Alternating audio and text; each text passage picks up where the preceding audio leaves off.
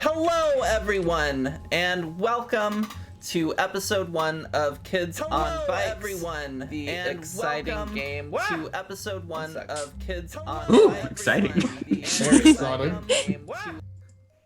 This is why you shouldn't have your stream up on a different tab. Okay, so welcome to Kids on Bikes episode 1.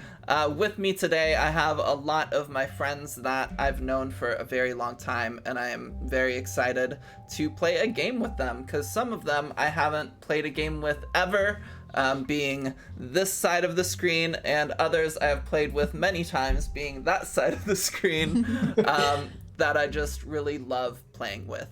So, for those of you who don't know, Kids on Bikes is a TTRPG system where you have, it's very like Stranger Things-esque, or the like newer It movies, where you have these kids or sometimes adults and teenagers that are experiencing some otherworldly phenomena, and they're just kind of dealing with it as they will. Normally in Kids on Bikes, you're playing in like the 70s or 80s, but here we're playing in the modern day. This game will be taking place September 17th, 2021. So hopefully there's not some catastrophic event that happens like in Oregon in the next month, because I didn't know about that spoiler, and it won't be reflected in this game. Yeah, so if you're here, hopefully you know who I am, but I'm I'm not Mati. That's my friend Mati. You don't know who you are. I'm Emma, also known as Emma Panada. You can find me here on Twitch at Emma Panada, or on Twitter at Emma Panada, or I'm in a bunch of different Discords as Emma Panada. So if you ever see me there and you want to talk to me about TTRPG stuff or anime stuff or really anything, I'd love to have you. Thank you, first of all, to my friend Matihi for hooking us up with this awesome, beautiful overlay. She made this for us, and it's real cute, and I like it a lot. And thank you also to Nina Wolverina for doing these little character drawings that are at the edge of each of the player's overlays. But for now, let's just get into introducing all of our players tonight. Last time we did a special order that I don't remember what it was. But this time did we're we gonna roll do... a dice? No, that was for answering questions. Got it. For this, we're gonna go in order of person that I've known the longest to person that I haven't known the longest. So this maybe is a surprise to all of them because they don't know where on the timeline they knew me. But the person I have known the longest, and the person who will be introducing themselves to you right now, as well as giving a brief kind of introduction to their character, we have Arabella. Oh, me? Wow. Oh, wow. Yeah. I'm Arabella. My character's Magnolia Moore. She's 17. She's a plastic beauty, a senior, and she just wants to get out of bliss and marry a guy. Yep. So she wants some college guy. All right, perfect. And next up, we have my boy Ash. Hey, so I'm playing Justin Park. He's a little boy. He's just a happy little Korean boy who likes tech decks and skating, and he sucks at skating. But Yep. he's great at tech decks. And TikTok. how good is he at Fortnite? Because he is our Fortnite kid. He's the resident Fortnite expert, self-proclaimed. Yep, true. Likes the building, not so good at the shooting. And then we have Graham. Oh, it's alphabetical. Hi, my name's Graham. I play Brandon Kinsey, who's a freshman coming into high school. He's a wannabe, and he's looking to make more friends than he has right now, especially in high school. Awesome, love it. And last but not least, the amazing, the wonderful Nina. Aw, thanks. I'm Nina Wolverina, Nina, and I am playing Andy Thompson. I keep forgetting her last name, but there's a reason I'll never forget it. Because of your dad, It's Todd because of my Thompson. dad, Todd Thompson. Johnson. But Andy is a jock and a rugby player because we have one of those teams in our small Oregon town. And she is also just doing her best. Oh. Love it. Perfect. All right. With all of that out of the way, let's just go ahead and get into it. So right before the session started, Arabella told us some very important news because our game takes place in Oregon. And apparently it's illegal to pump your own gas in Oregon. And so I have a big note at the top of my notes right next to the intro that says it's illegal to pump own gas in Oregon, and just big bold letters. So that's the first thing I saw. Okay, here we go.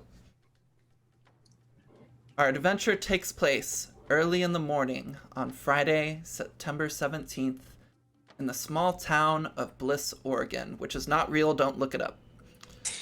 The birds are chirping, some cars are honking, and a slight misting rain is rolling over the town. This week has been harsh for our 4 kids. Tests, social pressures, puberty, they've all had a hard week for one reason or another. But as our camera flies over the small city of Bliss, it begins to approach a home. Arabella, also known as Magnolia. What sort of house or apartment or what have you do you live in? I live in a small, rundown duplex. Okay. It's kind of old, paint peeling. You can kind of see that the repairs have been done kind of shoddily. So. Mm-hmm. All right. Perfect. So you probably live more on the southeastern part of the town. It's typically a little cheaper to live there because it's close to where the catastrophe happened of when the country's largest toothpick fell and popped the country's largest balloon, which is kind of what the town is known for. They still have the toothpick. The balloon is, pieces of it are still around, but the balloon itself is not around anymore, sadly. Now that kind of honor of having the largest balloon belongs to some other small town in the US. But as the camera kind of approaches and goes through your window, we see you sleeping at your bed in a deep, deep rest. However, you seem to be tossing and turning a little bit as you're having a nightmare. Let me change up the music real quick.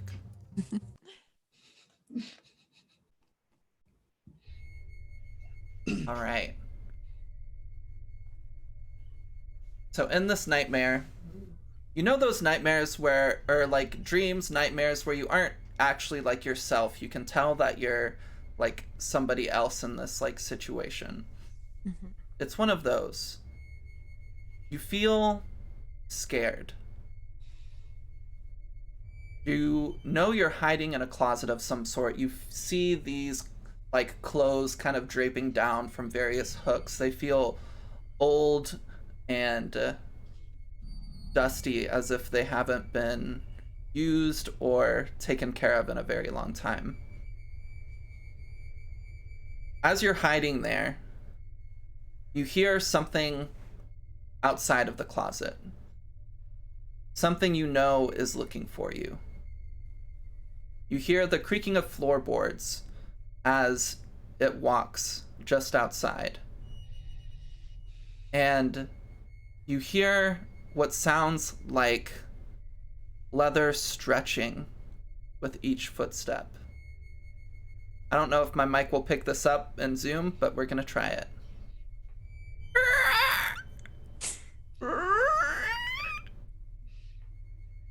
step, step, step. After a moment, the footsteps stop, and sound is no longer heard. Emboldening yourself, you open the closet slightly, taking a peek out into the room beyond. You see nothing. Moonlight cascades through a window nearby through some curtains that have been eaten by moths over time. You slowly crawl out of the closet, standing up, brushing yourself off slightly, and you begin to walk forward towards the door, going to see if you can spot whatever is out there. But as you begin to move, you feel the presence of something behind you. Something large and looming, and although you don't see it, you don't hear anything, you know something is there. Suddenly, everything goes dark. You hear the sounds of leather stretching just overwhelm your ears. You're pulled back, and suddenly you wake up, your alarm going off, and you are home in your room. And we're gonna have a very different music song play now. What? As you wake up in your room with your alarm going off, what's your alarm? My alarm is just like that really loud, screechy one that comes on like old phones. Okay, yeah, awesome. I hate it, but it would definitely wake you up. So you wake up to this noise, you just had this crazy dream. What does Magnolia look like? And what is she kind of doing as she wakes up right now? So Magnolia wakes with a start. She's got one of those cooling eye masks on that she sleeps with. Yeah, of course, smart. And her hair is tied into loose braids to maintain her natural waves. She kind of catches her breath and shuts off the alarm on her phone. It's still dark out. She wakes up pretty early so she can have time to do her whole beauty routine. And she kind of forgets about the dream. It happens. Nightmares happen. Leaves her with kind of like a icky feeling, but she doesn't have time to think about that. She gets up and starts her morning skin routine. Awesome. Love it. How long does that take you, do you imagine? Like 45 minutes to do like the skin routine and start the makeup. Yeah, perfect. Awesome. So eventually you're all made up, you're looking good, you've got an outfit picked out. Today is a pretty exciting day for you. I mean, you have your classes and everything. It's Friday. That's enough to be like, to make any teenager excited. The weekend's coming up. But there's something special happening today. What is it? I'm going to be talking with the school counselor to pick colleges. Yes! Awesome. Love it, love it, love it. Okay. So, you have a meeting to speak with the school counselor, and you finally get to start this process of getting out of this fucking dead town. As you walk out into the rest of the apartment where you and your mom live, you see your mom kind of fallen asleep while sitting in a bar stool draped over a counter. She's still wearing her scrubs from the night before because she had an overnight shift at the emergency dental office. And next to her is like a paper bag that's she normally tries to put out for your lunch. What would she normally fill this lunch bag with? Usually just like sandwiches, like tuna, ham, cheese, like kind of like cheap, basic stuff that you can throw together quickly and doesn't take a lot of like effort to put together. Okay, yeah. So as you kind of like take a look at the bag, you can tell maybe she normally puts like some carrots or something in there as well, but it's missing some of that. Like the fridge is partially opened, and you see maybe that she like went to go get some of the other things, but just kind of like passed out asleep. Some of the like ham and cheese are still out. She made the sandwich and successfully put it in the bag, but she didn't really finish like putting together your lunch because she was just so exhausted. You know that the bus to take you to school is going to be here in about like 5-10 minutes or so. What are you doing in the meantime? I kind of just groan. I start putting stuff away. I shove the lunch I'm not going to bother making and finish making my lunch. I just shove it in the fridge and kind of tidy up the area a little bit so it's not as disgusting as she left it. And then if I have any extra time, just kind of scroll through social media, see what people are posting. Yeah, absolutely. What sort of like people do you follow on, we'll say you're looking at like Twitter, or no, we'll say Instagram since you personally use Instagram. What sort of people do you follow on Instagram? Just like other kids from your high school, or? I follow a few other kids from the high school, the people that I kind of like circle with, like the more popular kids. I follow a lot of like famous like skincare and like beauty gurus and like fashion bloggers. Okay, yeah. Why don't you go ahead and give me, we're gonna do our first roll. So why don't you give me this is kind of like slightly a luck roll, but let's do, we'll do charm. Why don't you give me a charm roll? So, perfect. So, you rolled an 11, which is perfect. For this, you needed about an 8. Normally, I'll tell you that up front, but I forgot.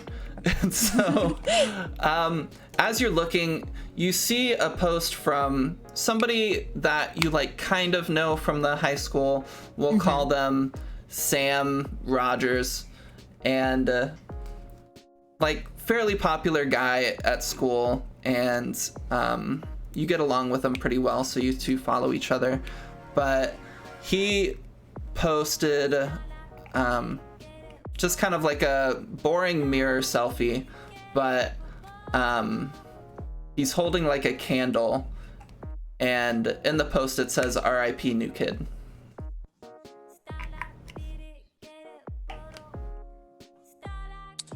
Okay. I didn't even know that there was a new kid. Don't really pay attention to those kind of people. I guess I like the post. Okay, yeah. So you like the post, and then it gets to be about time for you to head out towards the bus. So you leave and start heading that way. And then as you close your front door, kind of looking beyond at your mom on the counter really quick, thank you, Bo Jiggly, for the follow. So you close the door, kind of looking beyond at your mom, kind of passed out on the counter, maybe with a look of like sad disappointment in your eyes. You lock it, and as the door closes and we hear the sound of you locking the door, the camera recedes, going back through your room, out the window, and kind of goes through the streets of Bliss once more and pulls into another home. Justin, why don't you tell us what your house looks like? It's a tiny single-family home, very, very small square footage on a shabby lot. But it's a house, so by almost strictly by definition. Yeah, absolutely. So You kind of wake up this morning. I don't know, like, is Justin the type of kid where he wakes up super early so he can play games in the morning before he has to go to school? Or does he wake up at the last minute? Like, tell me what's going on in Justin's life. It's wildly inconsistent. Most of the time, it's last minute wake up. Like, it takes 5 minutes to get to school, wakes up 10 minutes before, brushes his teeth, grabs a carton of milk, drinks some of it, stuffs a handful of cereal in mouth, throws some clothes on, and out the door. Okay, yeah. So as you're kind of getting dressed and everything, you walk outside of your room. Tell me, just for fun, tell me like 3 posters you have up in your room. 3 posters. One is a Fortnite poster. Of course, yeah. Gotta have that. Another one is probably a weird like meme bug poster. A meme bug poster? Yeah. Okay. Like a stick bug poster. Okay, love it. Says like hang in there or something, and the bug is upside down on a branch. I don't fucking know. Yeah, something dumb. Third poster is probably something you kind of ripped out of skate magazines that are like really retro and cool. Put like a little collage of skate magazine pages of just cool looking old decks. All right, awesome. So as you leave your room, you kind of take your one of your tech decks from your desk, kind of put it in your backpack, and as you go out of your room, you hear your mom and dad talking in like the living room. As you enter, your dad looks over towards you. He's like, "Oh, Justin, help me out. I came up with this great idea to really pull people in and get more people coming to the gas station." And you see your mom kind of like roll her eyes a little, and he's like, "Okay, so sushi." Yeah? That's it? Yeah, see? And he looks towards your mom, and she's like, "You're Korean. Why make sushi? Make bibimbap or bulgogi, something." And he's like, "No, these Americans are just like too stale. They won't get it. They're liking sushi right now. Like, sushi's a great idea." And they kind of like go back and forth for a little bit. But eventually your mom kind of like grabs your lunch and puts it in your backpack, and just kind of like slaps it a little bit as you go out the door and head towards the bus. Your house is one of the last stops the bus takes in Bliss before it goes to school. And as you kind of walk onto the bus this morning, a lot of the seats are taken up. It seems like a lot of people are going to the schools today. Obviously, the first stop that the bus will take is to like the middle school, and then next it'll go to the high school. But as you get on, the only real seat is next to this girl that you kind of know.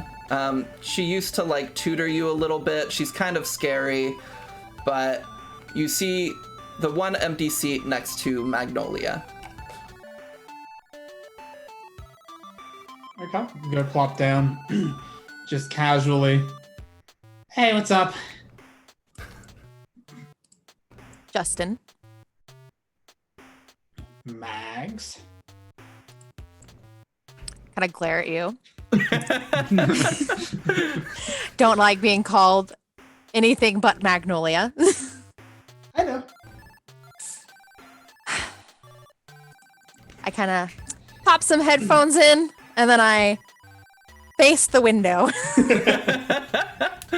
Absolutely. So the bus lurches forward. The bus driver, Mr. Hendricks, isn't very... I mean, he's like a safe enough driver, but he's not really good at it. So the bus kind of lurches forward, picking up speed fairly quickly as he gets to about the speed limit. And then you guys are on your way to school. And as the bus lurches forward, we kind of get one of those shots of the exhaust kind of puffing out some smoke, and the bus moves. And the camera pulls back once again as we go to another home. Andy. Oh, it's me. What's your house look like? Where do you live? We live in a fairly nice part of this small town, I'd say. Mm-hmm. It's one of those houses like, in The Incredibles or in Edward Scissorhands where every single house in that row looks the same. Yeah, it's like totally. that. Okay. Our lawn though, immaculate. My dad, Todd Todson, works so hard on this lawn. Yeah, absolutely. Yeah. Other than that, normal house on the row, but the lawn. Yeah. Your dad is head of the HOA, so he's got to like set the standard, So what does it look like kind of as you wake up? What's your phone alarm like? What's your room like? What do you look like? What's your kind of like routine for kind of getting ready for the day? Right. So the moment that Andy wakes up, it's with music. It's a horn line from one of their favorite ska songs. Don't ask me which one. I haven't thought about it that hard. Oh, which one? I don't know. I literally couldn't tell you. But yeah, she immediately she turns it off for like a good 30 seconds, and then she's like, "Oh no, I should probably not stay in bed that much longer." And she gets out of bed. Immediately, she kind of runs a brush through her hair, but mostly it's just the cap. Okay, yeah. Throws the cap on backwards. She puts some AirPods in and just kind of very sluggishly puts on the rest of her clothes while she listens to music. Okay, yeah. So you're listening to music, moving along. I would ask you what songs you're listening to, but you just told me not to do that. I do have songs I could be listening to. I just don't know which one's her line. Tell me 2 songs that are going through as you're getting ready. Okay, so I'm definitely gonna say that her like get hype for the morning song is Gym Rat by Cherry Poppin' Daddies. Okay, also everyone, if you need some ska recommendations, here you go. Yeah, these are ska recs. And then the next one that would play is probably Less Than Jake's song. There's a lot of options, but we'll say The Science of Selling Yourself Short because I like that one. So, okay. Yeah. Got it. Love it. So as you get ready, you're kind of moving around with your eyes half closed. You eventually leave your room, leave the bathroom, and you head downstairs where normally your mom would be waiting. But this morning, you see your dad down there, who's typically like gone by this time, going to do important HOA things, the life. He's sitting at the counter. Your mom's not really anywhere to be seen. He's sipping a cup of joe and looks to be just kind of like reading something on his phone. He peers over his glasses towards you, his like big mustache just draping over his mouth. I'm not gonna say coffee is dripping off of the mustache because that's kind of gross, although I kind of want to. Coffee's dripping off his mustache just a little bit. He dabs it with a cloth and just kind of coughs. You ready there, kiddo?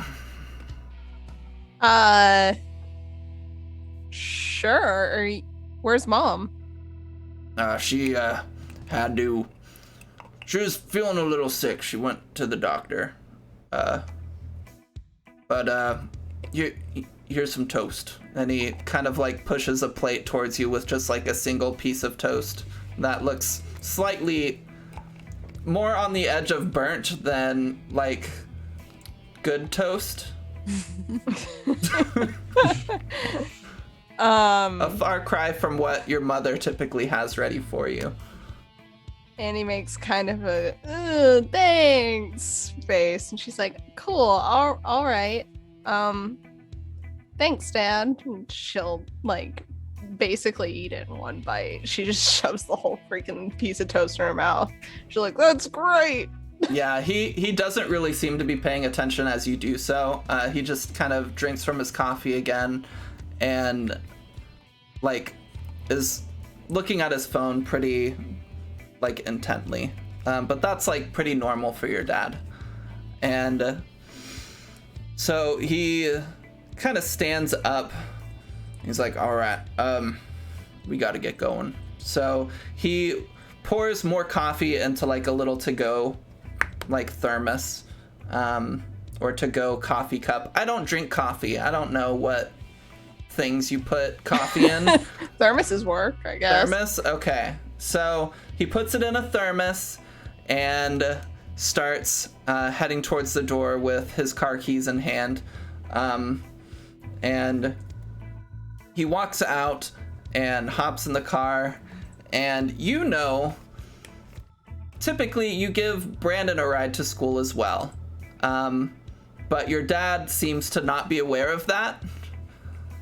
So do you say anything? Yeah, I do.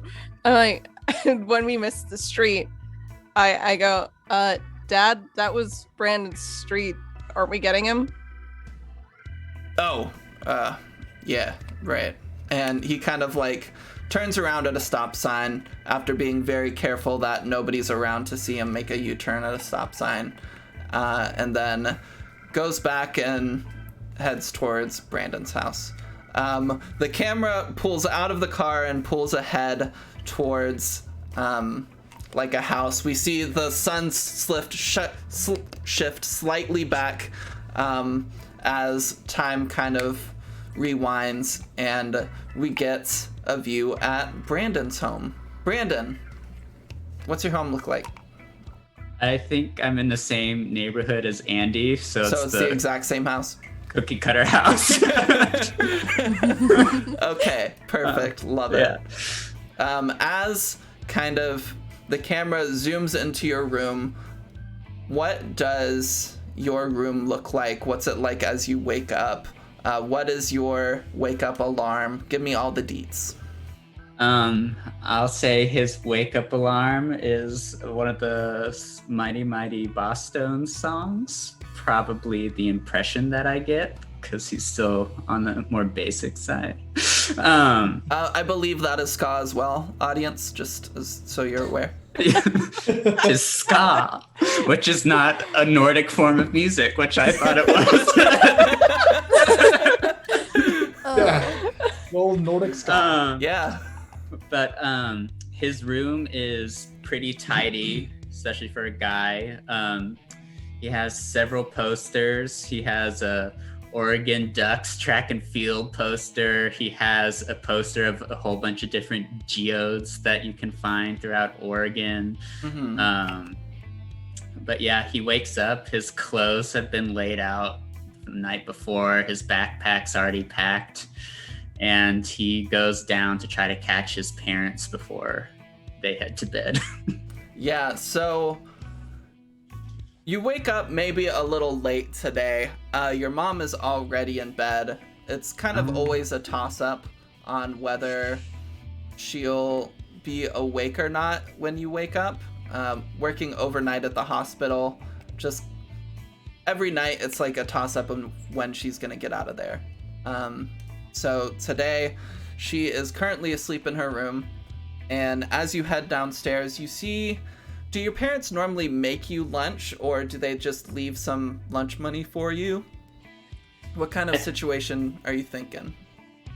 I'm thinking I either make my own lunch or lunch money. Okay, well, there's like some lunch money out if you want to take it, or, I mean, if there's some sort of lunch you would like to prepare for the day, you can do that as well. What do you think you're doing? I think he's a little nervous, so he's just gonna take the money. Okay. Keep less things he has to think about today. Sounds good. Now, why is Brandon nervous?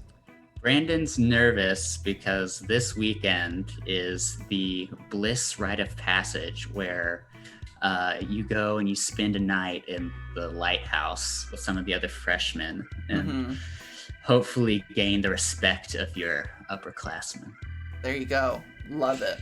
So, as you're moving through the house, it's pretty apparent that your dad had to go in early to work as well, so you're just kind of alone. This isn't an unusual experience for you. It happens every once in a while, but I mean, it's never like that fun to kind of be alone in the house like just before school. But you have some time to kind of like lounge around, do whatever, just to kind of prepare for the day before you get picked up by Andy and her mom. So what do you do to pass the time?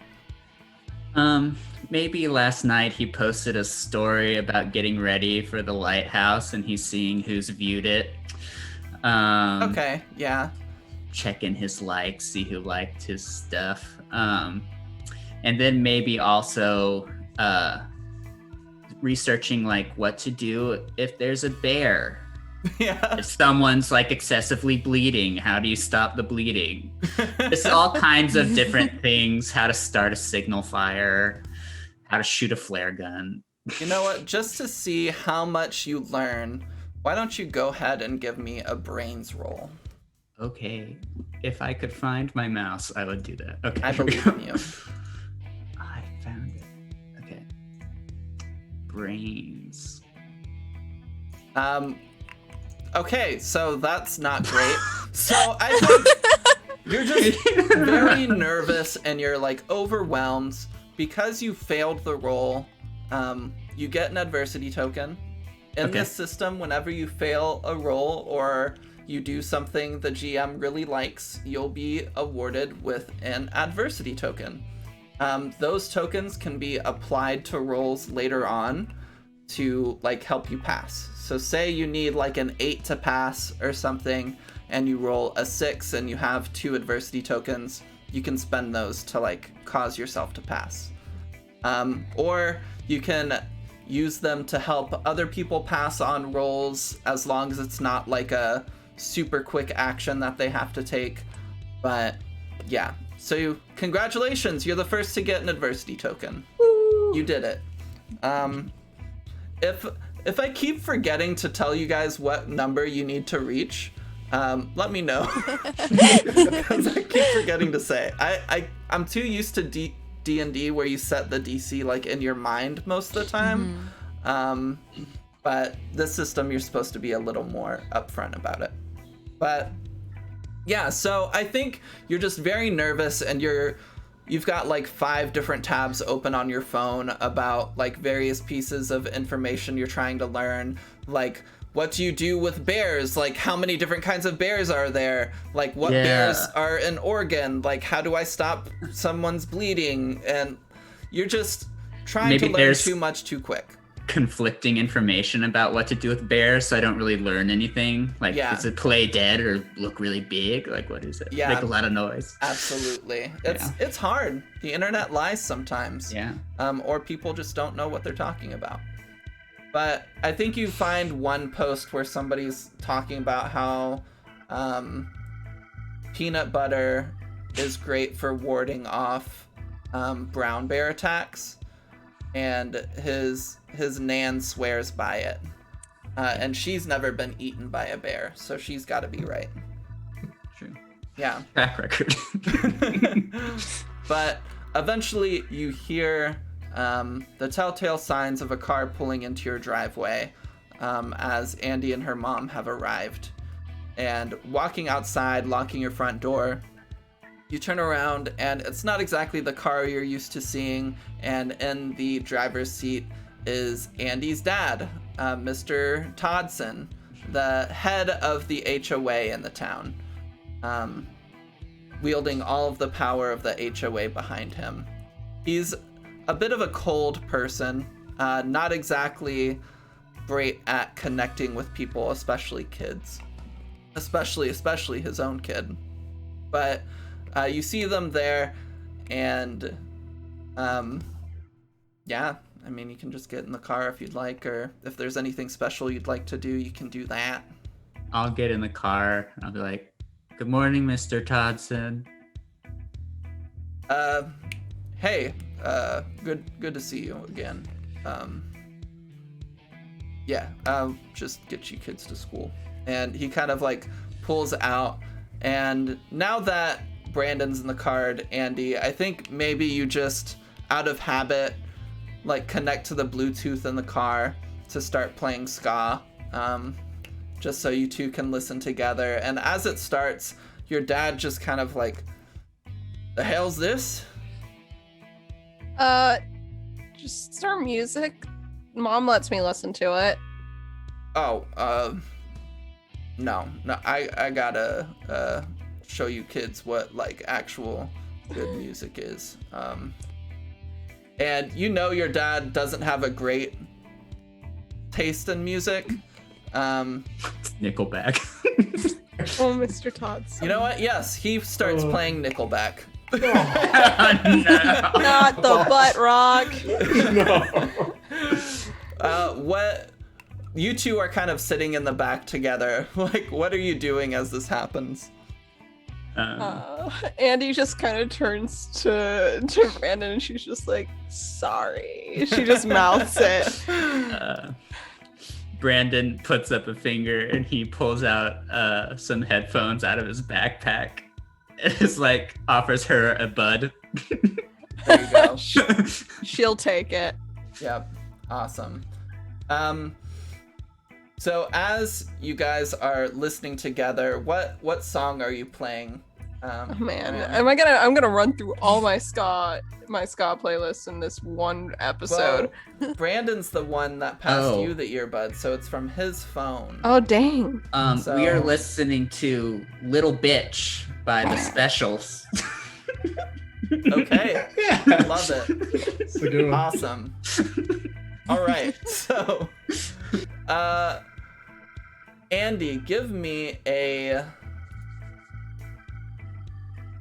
I guess a brains check. Give me a good. brains check as we're kind of going along on the road. And Chief, what do I need to pass this? Oh, thank you for asking. Why don't you give yourself an adversity token for reminding me to ask you that? So for this, you just need like a 4. Oh, wouldn't you know it? I have a D4 in brains because my girl is super dumb. Let's do it. Oh, hey, you never know. Believe. Okay. You're just Two dumbasses in the car.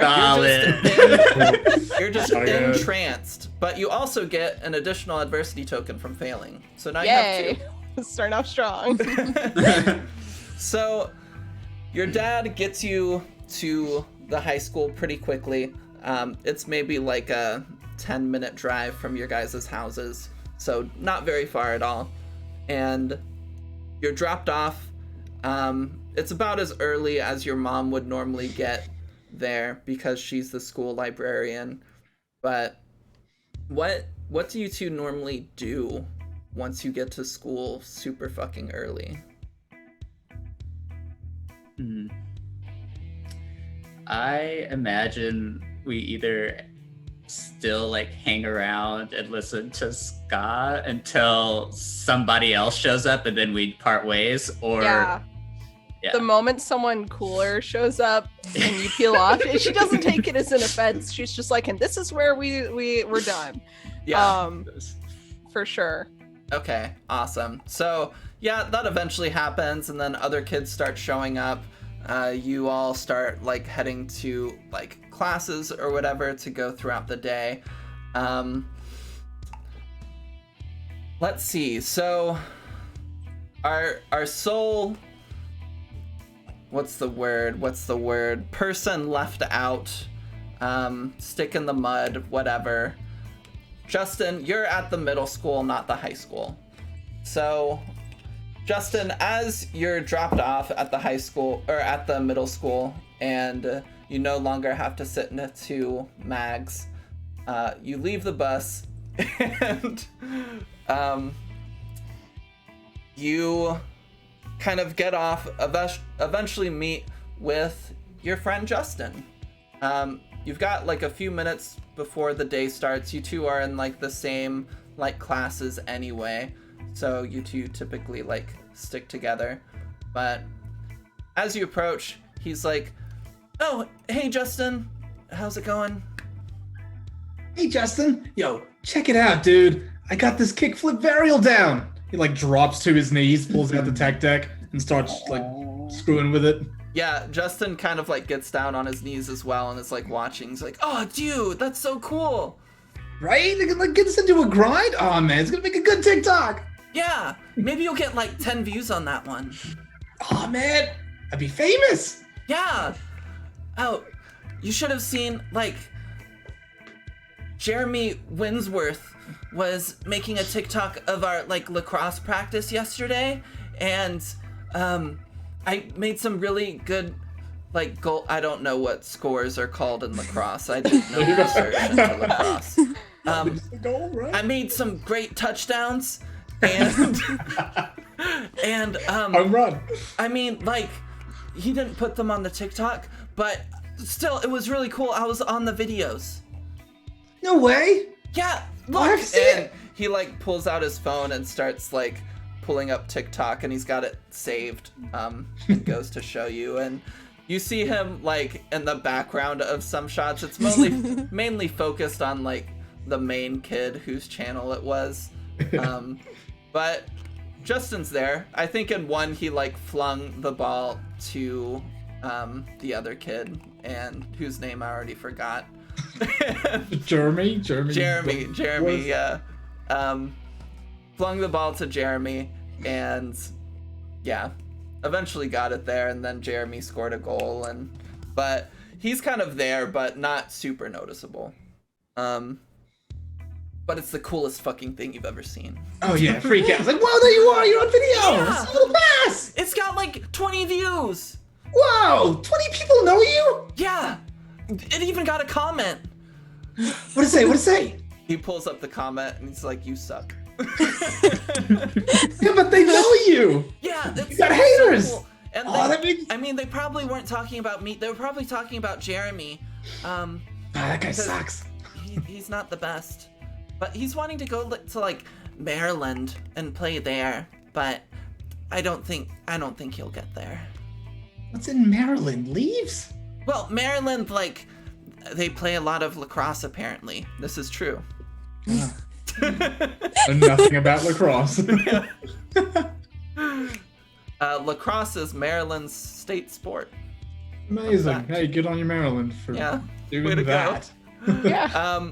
Eventually, like, the bell rings as kind of like a warning to get to class, and you both get up. I guess technically you guys have homeroom. I don't remember middle school, but you'd have homeroom or something first. But then what's your like first actual class? First class of the day is probably science. Science, okay. Yeah. So you guys go to science with Mrs. Fields, a very apt name for a science teacher. And she's teaching you about mitochondria being the powerhouse of the cell and what have you, a lesson that will stick with you for the rest of your life, as it has with so many others.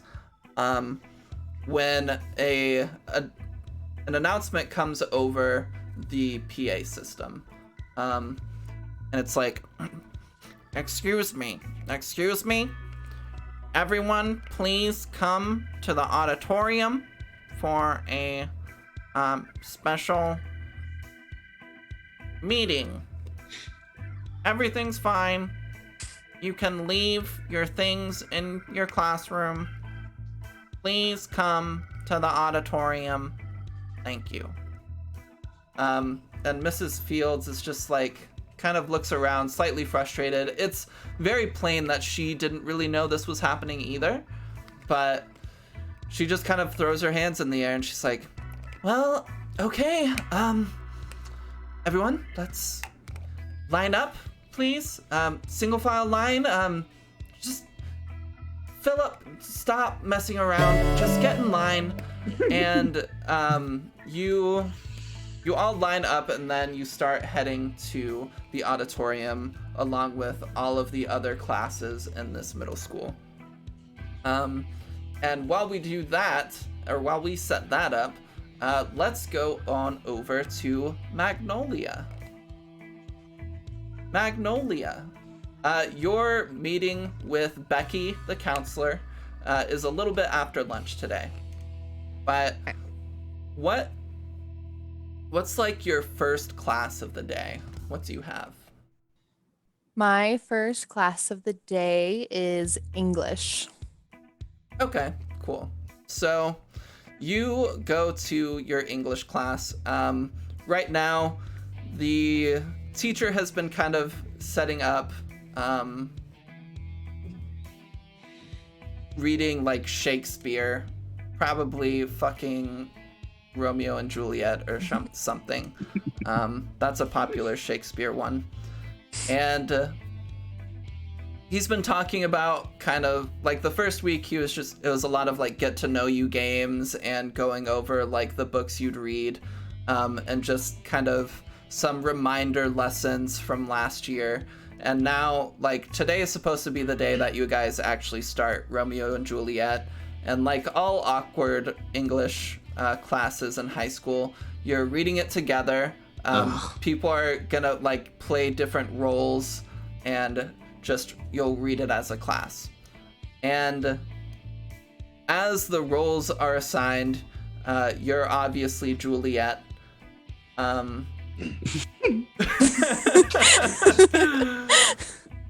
But as you do, a similar announcement comes over the PA system of your school.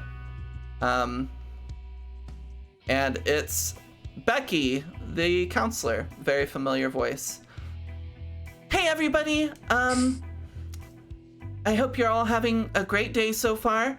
Please, if you would, join us all in the gymnasium. We're having a quick,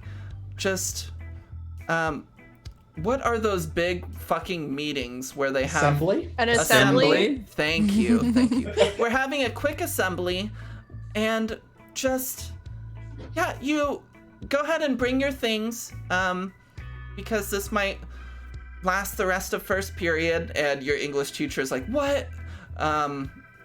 But yeah, it'll be, just come to the auditorium the gymnasium as soon as you're able. And she kind of like hangs up the PA, and you all start getting ready to go. Brandon, this morning you were at your locker kind of like getting your things for your first class, which is Earth Science. Earth Science, your favorite class probably. Yeah. Your Earth Science class with Mr. Rocks. Rocks a lot. Rocks a lot. And you're getting ready to go to class, and Christine walks up and just kind of like does that high school thing where she appears out of nowhere. You know, in those movies where like the kid just like plops to the next to your locker, they're holding books in their arms, and then they just like look towards you, and it's like that little side shot. Mm-hmm. She does that, and she's like, so you excited about this weekend? Oh, hey Christine. Yeah, I'm ready. Are you? I mean, I did it last year, but it's gonna be so great for you. It's so scary, but there's like nothing to worry about. Oh, I would never be worried about it. You're worried about it though, Yeah, right? yeah. Give me a grit roll. You just gotta get a 4. Okay. I swear I clicked I swear if you... Okay. Okay, so you got a 5. So, yeah, so you're being stone-faced about it. You're like putting on the air of confidence. She's like, I know you're not, but I'm sure some of those other kids will be so freaked out. It'll be really funny. For sure. Yeah. So, hey, I don't know if you got the invite or not, but there's actually going to be a party tonight at Jessica. Oh. I actually have her name written. I just have to find it. At Jessica Grayson's house. Her parents are out of town in like fucking Hawaii or something crazy like that. Do you want to go? Oh, sick. Yeah. Okay, great. Here, and she like texts you the address and everything. Show up at 10. Okay, will you be there? Yeah, of course. It's a party, and it's a Friday. Okay. I don't have to study or anything. True. And this isn't gonna interfere with my lighthouse thing, right? No, we'll take you after. Okay. We'll get you some drinks to like loosen up a little bit, and then we'll bring you over there with some of the other kids. Ooh. Sounds good. Let's go see if Becky is the Becky with the good hair, if you know what I mean. Yeah. And she goes off with you. You head to Earth Science. Her first class is like art. And so you two split off and you go to your classes, and during your Earth Science class, your Mr.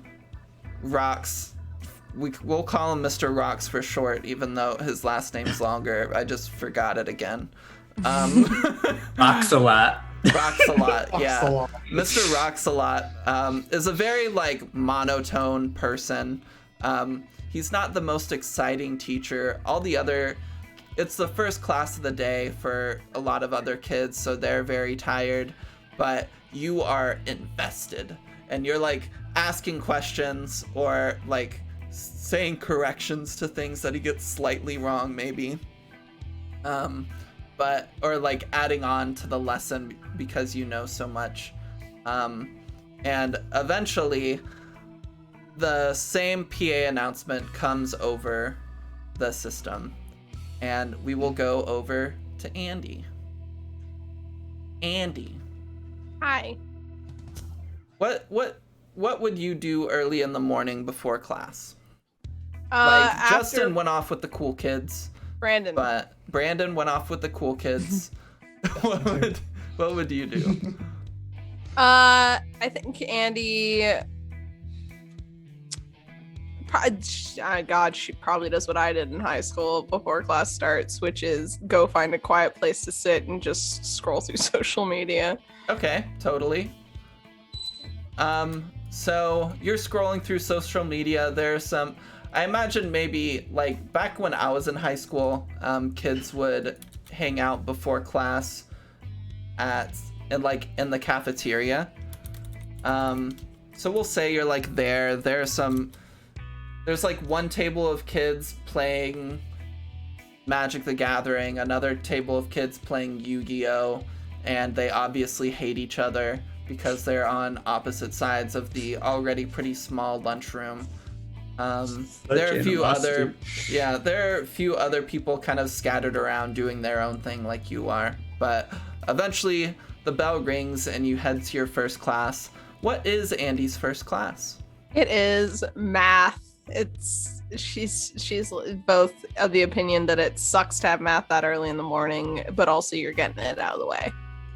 Okay, yeah, so you go to your math class, which you're a sophomore. My sophomore math class was geometry, so we'll say that's what you have. Yeah. You have geometry with Mr. Pythagoras and Pythagoras himself. We're going to Pythagoras regret himself. naming all of these characters like this, I think. I am. Yes, absolutely. I'll go back and take notes after the session so I remember. But you have your class, and I mean, you're pretty tired. This maybe isn't your best class because like it's super early in the morning and you're tired, but you eventually hear the saving grace of the PA system. And an announcement comes over saying for you guys to go to the gymnasium for an assembly that apparently none of the teachers knew about, because Mr. Pythagoras is also frustrated, like he was about to hand out a surprise quiz, but his attempts are ruined. So fuck you. So you all get up and head towards the assembly. And although 3 of you are in the high school, 1 of you's at the middle school, the contents of this assembly are very much the same and very similar. So I will be detailing it from the perspective of the high school students, because this has to do a little bit more with them. But Justin, you're getting kind of the same spiel that they're getting. And yeah, so you all file into the gymnasium. There's only like probably a few hundred kids in this high school, since this is a smaller town and the only high school in the area. But you're all like filed into the bleachers, and you kind of sit wherever you can. All 3 of you are in different spots in the bleachers themselves, and as you're waiting around, eventually the principal and Becky, the counselor, kind of come up to the stage. The principal is standing next to Becky, and Becky kind of has the microphone and starts like attempting to quiet everybody down. A lot of people shut up, but there are still like a few whispers here and there as people finishing their conversations or kind of making like little side comments as this is going on. So, good morning, everybody. Thank you so much for coming today.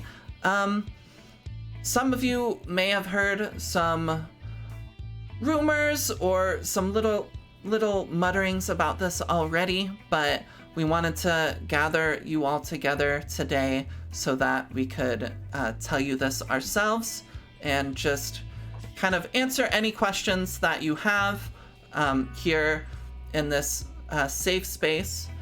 If there's anything you need to say or anything you're worried about, we have some microphones set up where you can walk up and ask your questions. But if you're nervous about speaking in front of everyone, you're always more than welcome to come to my office, and we can have conversations to make sure you're okay as well.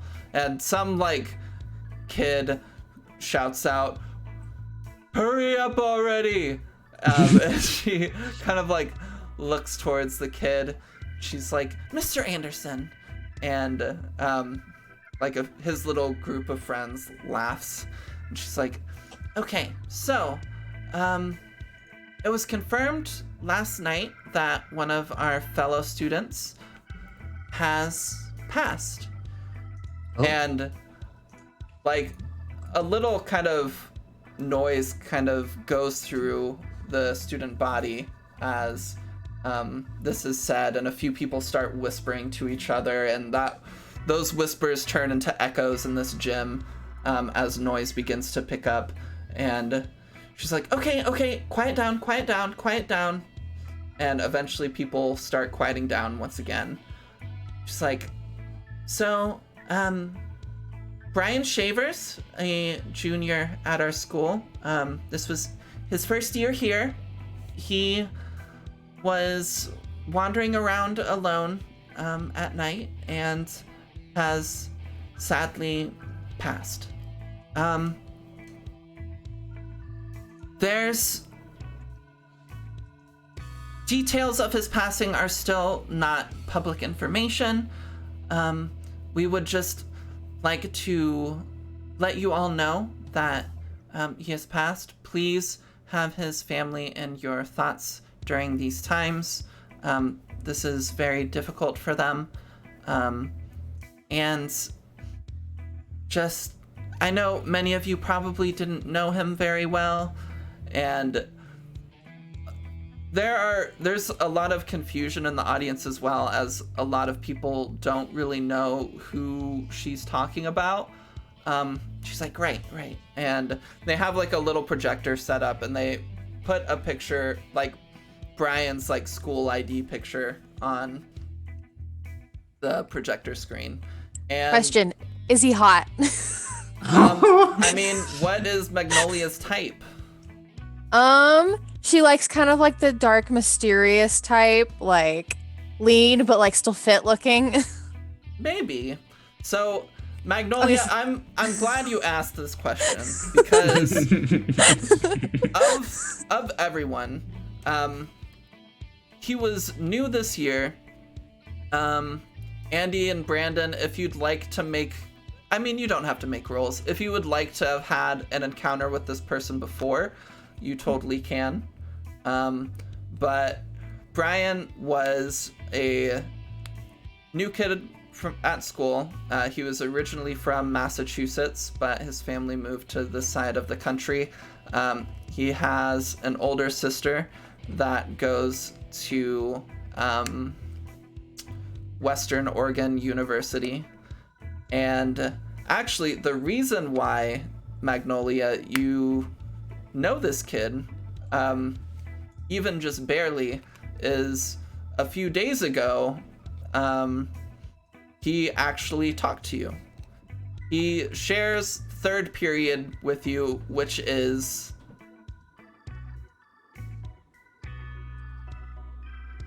You get to pick what your third period class is. I'm waiting for your response. My third period. I didn't know if you're frozen or not. I'm still. My third period is going to be. It'll be like an AP like math class. An AP math class. Okay. Yeah. We'll say like AP Algebra 2 or something. So when the year started, most people kind of avoided sitting next to you. But like this newer kid kind of sat next to you. You two didn't really talk at all. But after like the first week of classes, a couple of days ago, he started making small talk with you. He's this very lean-looking guy. He wears like a lot of like black and silver rings on his fingers. I have like an actual description.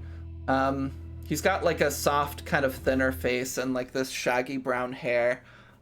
He typically wears like these baggier clothes. He's a year younger than you. He's 16. He's a junior, but he kind of like tested into this class. But whether you find him hot or not is totally up to you. You can. I'm not encouraging you not to. But he was making small talk with you, and you haven't really seen him interacting with other kids, really. Everybody else has known each other for a long time. You don't get many new kids in this area, so everybody's kind of like formed in their cliques. But he eventually is like, hey, I heard that you're like interested in WOU. I kind of like glance over the corner of my eye. Yeah, that's true. So I mean, like, you don't have to if you don't want to. I don't know, like, people really, but my sister goes there, and she invited me to go to a party this weekend with her, and she said I could like bring friends if I wanted. I kind of heard that you had been wanting to go there, so I thought I'd see if you wanted to tag along. I immediately lean forward and like turn on like charming and interested. That's so nice that you would invite me. I would absolutely love to go with you. You just started like this year, right? Yeah, I moved here from Massachusetts. Really? Why did your family move out here? Bliss sucks. Oh, yeah, just like a fresh start, you know. My sister came out here to college, and I guess my parents were kind of worried about having her completely on the other side of the country where she didn't really know anybody. And we were looking at moving for some other reasons too, so they decided to move out here. That makes sense. Oh, what was your name again? Sorry, I didn't catch it. Yeah, I'm Brian. Oh, yeah. I'm Magnolia, but you probably know that, but it's nice to meet you. Yeah, it's nice to meet you too. Let's exchange numbers so we can get in contact for the part. Oh, do you have a car? I do. Awesome. Okay, let me take your number. Oh, here. You can just enter it in my phone. Yeah, sure. And he like takes your phone and enters his number in there. It's like 555-782-3942. And writes like Brian Shavers and hands it back. He's like, cool. I mean, I figure we can go, like, the party's on Saturday, so I figure I can, like, swing by and pick you up Saturday. We can just meet, like, maybe somewhere else. Like, you don't have to pick me up at my place. I don't know, where do you live? Oh, I'm, like, kind of more on the northeast side of town. We can, I mean, what's, like, is Magnolia into coffee or tea? Yeah, she's into coffee. Okay, what's like a good non-Starbucks coffee shop in Bliss? Like a local place that she likes to go to.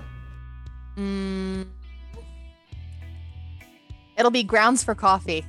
Grounds for Coffee. Awesome. So yeah, he's like, yeah, we can, like, I've heard good things about Grounds for Coffee. I'll probably be pretty tired still. Do you, like, want to meet there? Yeah, that'd be perfect. I go there all the time. Oh, cool. What's good there? I typically will just get, like, a regular latte. You know, they have, like, it's kind of basic. They don't really get, like, the fancy stuff, not like a Starbucks or anything, but Yeah. whatever, I guess. Okay, well, cool.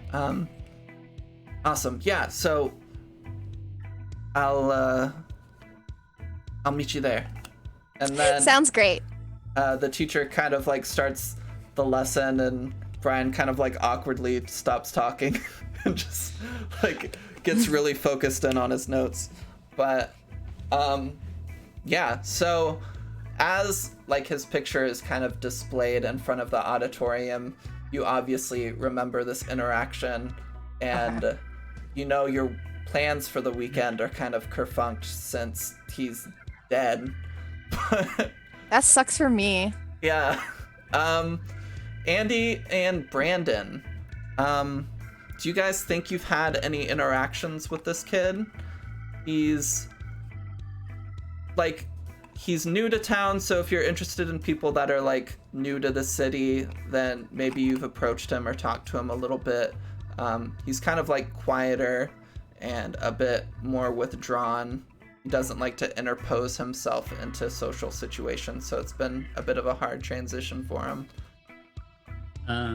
Maybe Brandon, if he's had a party in the time he's been here, has invited him, but since his social status isn't established yet, maybe not pursuing that relationship. Just being like, yeah, if you want to come, you can. And he's like, oh yeah, like, what's your number? And like, we can 555. And you're like, you're like, oh no, like I'll just send you like a invite on Facebook or something. On Evite via Yeah. email. And it's just like a very generic kind of invite that went out to basically the whole school. Yeah. Yeah, and then he didn't show up. Okay. Andy. Yeah, I don't.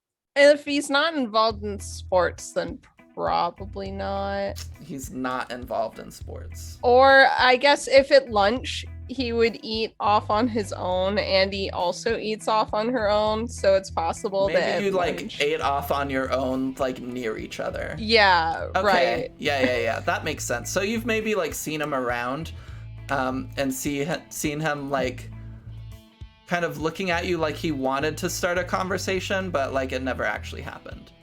That's sad. So you all feel different ways as you kind of like see that he's died somehow, in your small sleepy town of Bliss. But why am I still playing this music?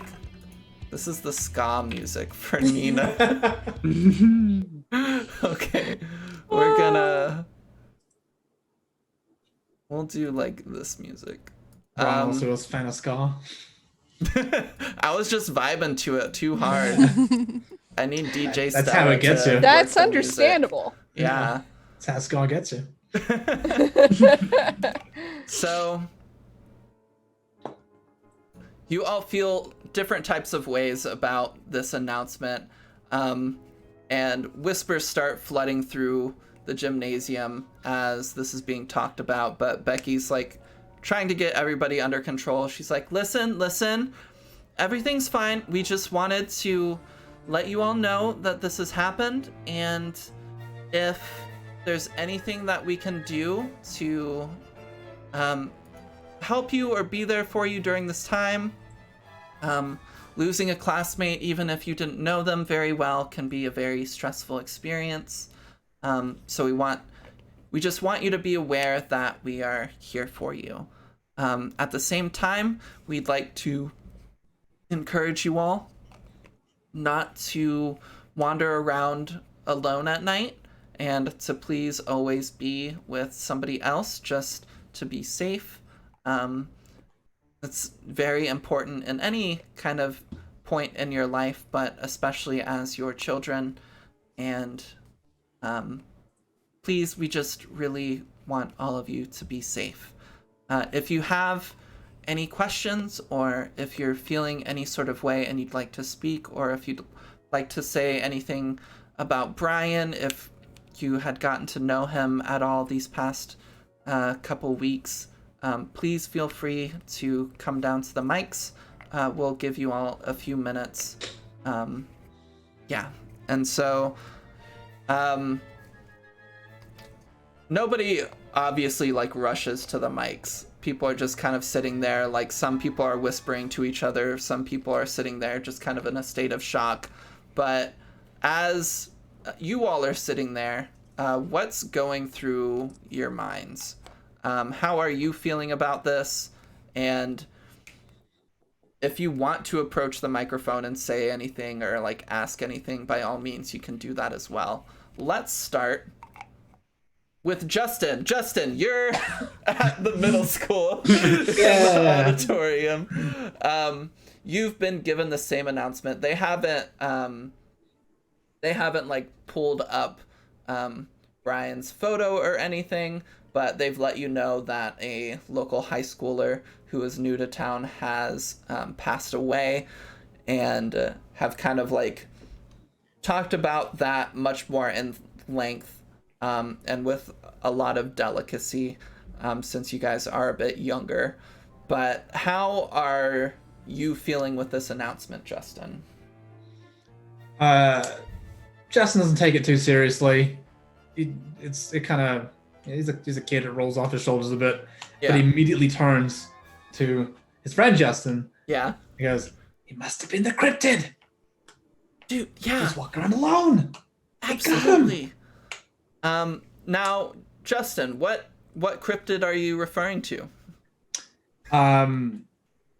Half bear, half man, covered in scraps of bloody leather, as trophies from its victims. Okay. Yeah, absolutely. And what is this cryptid called? Bareface. Bareface, love it. Yeah. Brandon Nice was and looking at because- that this morning. You were reading stories about Bareface. Yeah, Yeah. it's Bareface. He not only because he's half bear, but also because he tears your whole face off. Yeah. Okay. So you mentioned this cryptid to Justin. He's like, "Totally. I didn't think it was real, but like this proves it." We have to go see his face. If it's gone, we know for sure. Yeah. Justin like gets up and like heads towards one of the microphones. And he like he's at the No. microphone, but he still raises his hand. And the principal's like, "Yeah, Justin." And he's like, "Is the funeral open casket?" And he kind of like looks back to you. Oh And he's like, I don't know the details. I know the funeral will be this Sunday at whatever funeral home. If any of you would like to attend, please meet with me and I can get you and your parents that information. But I am not sure if it will be open or closed casket. The details of his death are not known presently, so I'm not sure what all of that will look like. And Justin's like, "Okay," and he like runs back to the seat next to you. Nice. Then other people kind of like go to the mics and start kind of asking questions or talking about like how they're feeling. Brandon, how are you feeling? How you feeling, bud? Brandon's feeling uneasy that this happens the weekend he's supposed to go to the lighthouse. That makes you more scared. Yeah. I think you get a text from like, what's his name? Heath. Heath. You get a text from Heath that you like look at, and you don't actually look at the text, but you see the little preview, and it's like, "You're so gonna die this weekend." Yeah, and I imagine he's like sitting close to Christine, and so he like leans over and goes, "Gosh, I hope they don't cancel the lighthouse thing." She kind of like puts her hand on your shoulder, and she's like, "Don't worry, we like would never let that happen. I mean, this isn't like an adult thing. This is like an us thing, and we wouldn't let some stupid kid's death like get in the way of that, right?" Right, sweet. All right, next up, Andy. Andy, Yeah. how are you feeling? Andy is just kind of, this is the first time she's like, the mortality is like hit her, that someone this young can die. It's very stressful. Yeah. The first thing she does is she pulls out her phone and texts her mom, who she knows is sick, and just is like, "Hey mom, just letting you know that I love you a lot and I can't wait to see you later." And like she texts her dad too, the same similar stuff. Her dad's not gonna be prepared for that shit. But she basically just, she doesn't have any friends to text, so she texts her mom and dad and just is really sweet. Okay, yeah. You don't get texts back immediately, but you'll get texts back later. So we will get to those later. And Magnolia. Magnolia's super upset because she really wanted to go to that party. And now she Obviously. can't. Yeah. She's thinking maybe she can talk with his sister. She doesn't remember her name. I don't even know if she told He her. didn't tell you. But she's thinking maybe she could she'll be here in town then, and she can kind of be like, "Hey, your brother and I were really good friends." So We're not gonna do an Evan Hansen, are we? No, thank you. All right. That's Yeah. I mean, it would make sense that the sister would come to town for the brother's funeral. But yeah, so do any of you want to approach the mics and say or ask anything? You do not have to, but I want to make sure to leave room in case you feel like this is a fun opportunity for your character. Magnolia's already tuned everything out and is on her phone. Yep, absolutely. Brandon's hoping somebody asks how did he die so that Brandon can prep. He's considering yelling, "How did he die?" They mentioned that details of his death weren't public yet, so they weren't sure. Oh, okay. But they're urging everybody to be safe and to not like travel alone or anything in the meantime until they find out exactly like what happened. Justin will ask if they know the rough area where whatever happened to him happened, and if there were any claw marks nearby. The principal's confused about the specificity of these questions, but he's like, yeah, so he was found in the southeastern part of town, near the country's largest toothpick. Not the toothpick. Another victim. Oh no! The toothpick claims another. I don't know about the. I can't say if there were claw marks. I have no idea. Yeah, just worried about coyotes, jackals, that sort of thing. No reason. Okay. And you. one kid in the audience is like, "Was it a jackal?" And he's like, no, stop.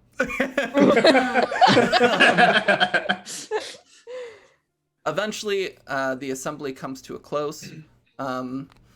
Both schools have kind of set up a situation. While all this is happening, they've had separate kind of meetings with like the teachers and with some like local counselors and things like that, where they've talked about what's happened, and they're having these adults kind of like hang out in like the lunchrooms or around kind of like school grounds, and they've basically given you all a free morning. Like classes are canceled for the morning. Like stay on school grounds, process your emotions however you like need to. Like there are people around for you to talk to if you need to talk to anybody. But classes will resume after lunch is kind of like the gist. And so the assemblies are over, and with that, you are all left to wander the school and do whatever you want to do. Andy, what are you doing? Andy is gonna go right back to where she was before classes started. And she's gonna find a quiet place that maybe she has like a quiet spot that no one's gonna look for her necessarily, that no one like is just gonna wander by and see her. So like maybe there's like a corner or something near one of the classrooms with some chairs in it or whatever. I know they had random corners chairs in my high school. Yeah, totally. But she's gonna sit down and pull out her little notebook from her backpack, and she's gonna try and get her feelings out with some poetry. But she's gonna do it in a way that hopefully no one who walks by will be able to tell what she's doing. Okay, that's good. And Justin, what are you doing like in this free break time? Justin head to the nearest stairwell. Yeah. A little area underneath it. and pull out tear out a bunch of notebook papers from their books, and just lay them like one on top of the other in like this giant kind of map configuration, and start drawing a map of the town. Yeah. And, like, possible sightings and locations and where they think Brian went missing or got killed or whatever. Mm-hmm. Yeah, so obviously near the giant toothpick is the remnants of the old giant balloon. Yeah. And a lot of that town is like not super habitable. It's been hard to clean up kind of all of those remnants, and just the effects of the balloon like exploding over that area has increased. It's kind of like when I'm streaming, my brain does not work. What's the area in Russia that's radioactive? Chernobyl. It kind of got Chernobyled. Like, people don't live there anymore. But the areas around that area that are habitable are obviously cheaper because it's kind of like right next to like that area. So Magnolia, that's kind of like the area you live as well. But there's that. The skate park isn't like super far away from there. There's, I don't know, what else is there? What else do you think is there? There's a Starbucks, because there's Starbucks everywhere. Yeah. Especially in the Northwest. There's like a little local grocery store. There's A fishing shop. a fishing shop. Fishing shop. Totally. A little bait shop. Okay. There's like a lot of like little small shops kind of in that area because real estate's cheap. Yeah. Mexican food place, exactly. But yeah, there are some things over there. I think Justin's like, I mean, obviously, he was probably wandering around where the balloons were. And then like that must be where what did you name the cryptid again? Bareface. That must be where Bareface is hiding. Yeah, makes sense. We should totally go look there. Yeah. What do we need? How do you fight a Bareface? Like with like swords and stuff and guns. I have a BB gun. Yeah, that's perfect. Okay. I have like, my dad has this really good like kitchen knife, and I can get that. Oh yeah. Ow. Oh, I know this kid. He goes to the high school. He might be able to give me a pocket knife. He's really cool. Yeah, cool, awesome. This is perfect. Should we go like tonight or tomorrow? Yeah. Maybe this weekend. You do know that after school today, your dad is supposed to come and pick you up and take you to get your first skateboard. Exciting. So you might be busy tonight. Okay. Messing with your new skateboard. All right. So tonight's off limits then. Okay. Yeah. So he's like, yeah. Okay. We can do this weekend. All right. Cool. I'll ride there on my skateboard. Yeah. I'll ride there on my bike. Get it? Kids on bikes. Cool. Okay. That's the movie. Yeah. We did it. Good night, everyone. Okay. Magnolia, what are you doing in this break time? I start and I go to the bathroom and just fix my makeup, make sure everything is in place. Of course. It is. Of course it is. So then I go ahead and head out.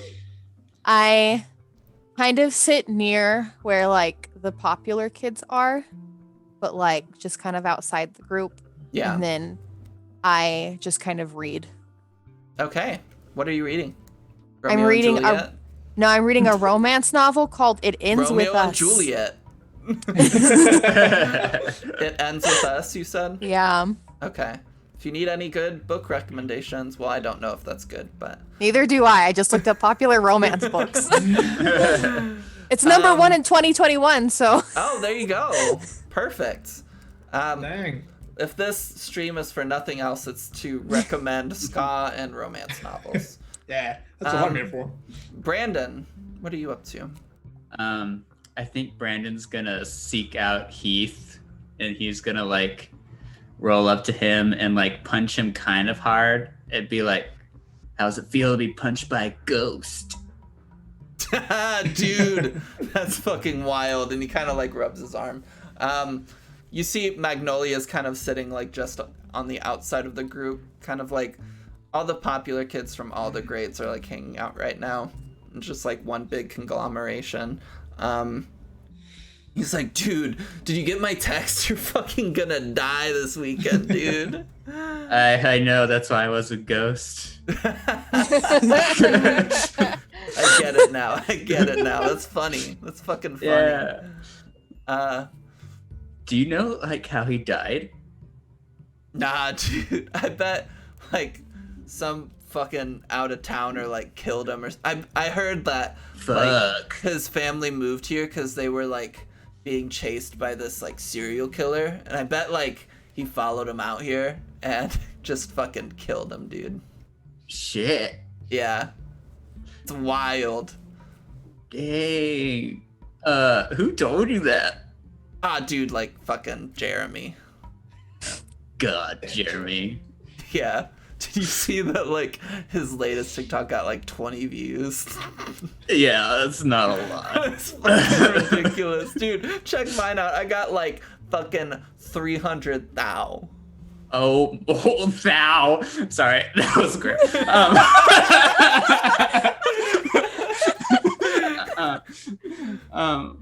Yeah, bro, it must be the abs, man. It'll like punch him in the stomach.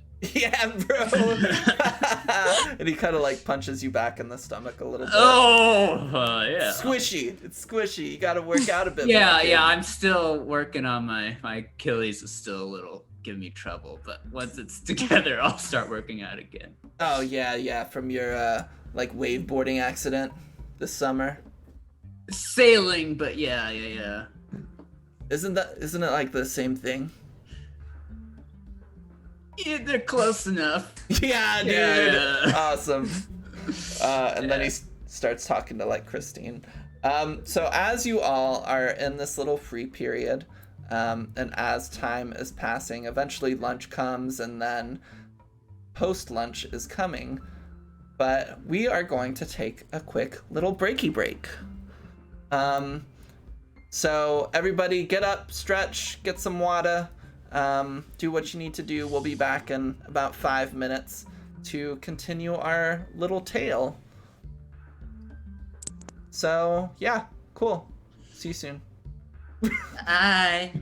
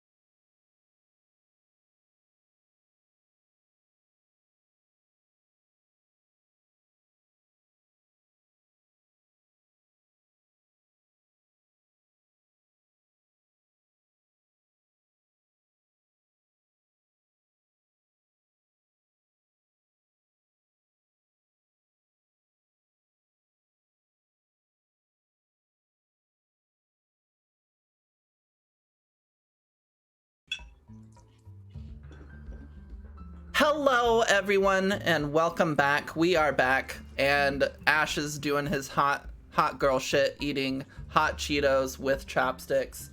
An innovation, truly. And yeah, so we're gonna jump right back into things. So, you all had your little breaks this morning. Some of you dealing with the news of a student's passing in your own way, and others just kind of using this opportunity to hang out, read, make plans about investigating this kid's death, or just joking around with friends. But as all of you kind of wind down after like about an hour and a half or so, you see a variety of students reacting to this news in different ways. Some are very emotional. Some are kind of talking to some of their friends about it. But yeah, it's just, listen, JV Skill, you just gotta practice. That's all it is, baby. But yeah, so you're seeing a variety of kind of like feelings about what's happened go throughout the school.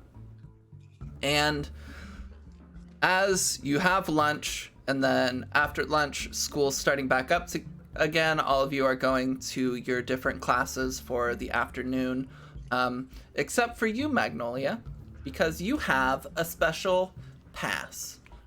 You are getting to go to a meeting with the counselor, Becky. Though she has had a busy day, you imagine that this meeting is still on for you two to get together and just talk about your future plans for college and just all of that stuff. So you stop by your 6th period class really quickly, which is... It is an elective. It is... What are electives? It's creative writing. Creative writing. Okay, cool. So you stop by creative writing with... I'm not going to come up with... Nope, I'm not doing it. So you stop by creative writing and drop off a note with your teacher saying that you have a meeting with Becky. And he looks at you like very thoughtfully for a second, but then it realizes it's a meeting about like college. He's like, oh, okay. So you're let off to go to that. The counselor's office is right kind of like connected to the main office of the school, like next to the principal's office and vice principals and all of that. So you go there. There are a few kids kind of hanging around there.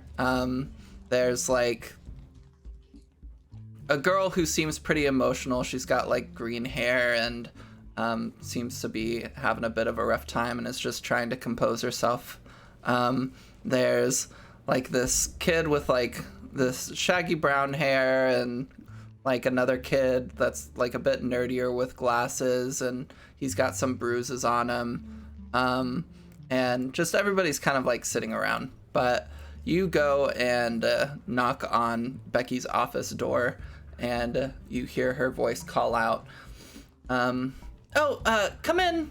And you walk inside and Becky's got some like papers and some books out on her desk, and she like smiles seeing you and she's like, hey, it's so great to see you. Yeah, come in. And she like stands in, like ushering you in, and closes the door behind you. And she's like, so how are you doing? I mean, I have all my colleges picked out, so I'm great. Well, that's great to hear. I'm very glad to hear that. But like, are you okay with everything that's going on? What's going on? The one of your classmates passed away. Oh, yeah, Brian. Yeah. Yeah. So you're okay. Yeah, no, I'm fine. Like, we weren't close. Okay, well, that's good to... Well, it's not good to hear, but I'm glad you're doing all right. So great. Could we go ahead and start? I I take out a paper and hand her a list of my top 5 colleges. Yeah, absolutely. And she takes a look at them. What are your top 5 colleges? My top 5 colleges are West. Oh my god. Yep. are West Oregon University. Is that your number 1 or your number 5? That's my number 5 because it's still in the area, Okay. Yeah. but I feel like it's pretty reasonable. And then in no specific order afterwards is Duke University, Okay. Vanderbilt University, Mm-hmm. Hey. University of Chicago, and the University of Notre Dame. Notre Dame. Notre Dame. Yeah. That's funny. Okay, cool. So, she's like, oh, these are some really great schools. And looking at your, like, SAT scores, it seems like you did pretty well. So, I mean, have you done any research into what it would take to get into these schools? Do you think you're feeling pretty confident? I imagine for a lot of them, you might have to do some, like, essays. Yeah, I'm looking into it. I'm interested in doing, like, getting full scholarships to all of them, which is what I wanted to talk to you about. Do you know if there's anything else? Like, I'm in some, like, AP courses, and I've been working after school at the elementary school for, like, a few years, and I've volunteered a couple times, but is there anything else I can do? So, volunteering and, like, especially tutoring elementary school kids looks great on, like, a college application. Maybe doing, like, a little more personal mentoring to some kids might, like, be good. Or doing some extracurriculars at school with other people your age might look good as well. Just shows that you're good with people your own age and, like, you have friends and you get along with people. They like to see that sort of stuff. Magnolia, I would like you just to see how well you did on your SATs or ACTs. Give me a brains roll. Oh no. What's your brains die? Not high, I know that. D8. Okay, What do I have to roll? Thank you for reminding me you can have an adversity token. Let's say to have, like, a good score is gonna be an 8. Is that just submit? Is that how that works? Okay. So you rolled a 4. Wow. But so you that doesn't mean, like, you got, like, a 400 on your SATs, but you did all right on the SATs. Maybe you're kind of, like, on the lower end of, like, the spectrum of people they'd accept for those schools. But she's kind of looking at things. She's like, if you really want to stand out, like, a lot of your kind of credentials look good already, but if you really want to kind of, like, really ensure that you're as set up as you'd like to be, then I'd say maybe, like, take the SATs again, maybe, like, go to a prep course, and just really, like, study hard for them, or get involved in some, like, clubs or, like, a sport or really anything here at the school. I'm not really interested in any sports, but, like, what club would look best? So I mean, like, yearbook club is, like, a popular one, or, like, debate club, or things that show, like, you're smart and, like, organized and personable. I guess I could join debate. Okay, yeah, that'd be great. I can put you in contact with, like, the club president. Okay. Okay, great. So she kind of, like, rifles through some papers. Her name is Stephanie Rose. You have never heard of this person in your life. Is that like a teacher or? No, she's the student? president of the debate club. She's a student. Oh, presidents are students. Yes. Yeah. So for each club, there's going to be like a faculty advisor that just like sponsors the club and maybe helps with some stuff. But other than that, oh, thank you so much for the raid, Infinite Verse UW. Welcome on in. But yeah, so she says that there'll be a faculty sponsor, but like all the leadership positions for the school or for the clubs are held by students. And she's like, it would look really good to have like a leadership position on your application, but it might be a little late to get into that. Okay. But yeah, I mean, so I'm looking at all these schools. What exactly are you wanting to study? I'm not too particular. Maybe something like editorial fashion type stuff. Like I kind of want to do like social media management. Okay. I don't know that many schools have caught up with social media management or anything, but that might be good for like a marketing course or a degree or fucking Nina.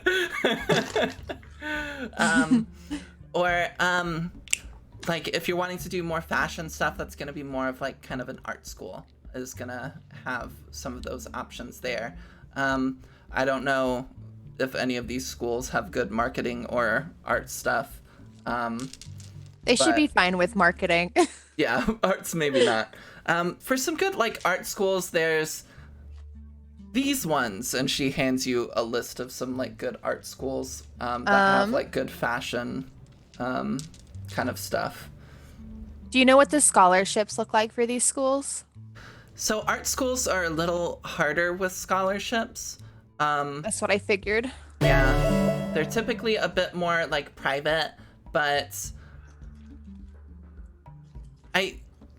you're from a small town, so that kind of helps with recruitment a little bit.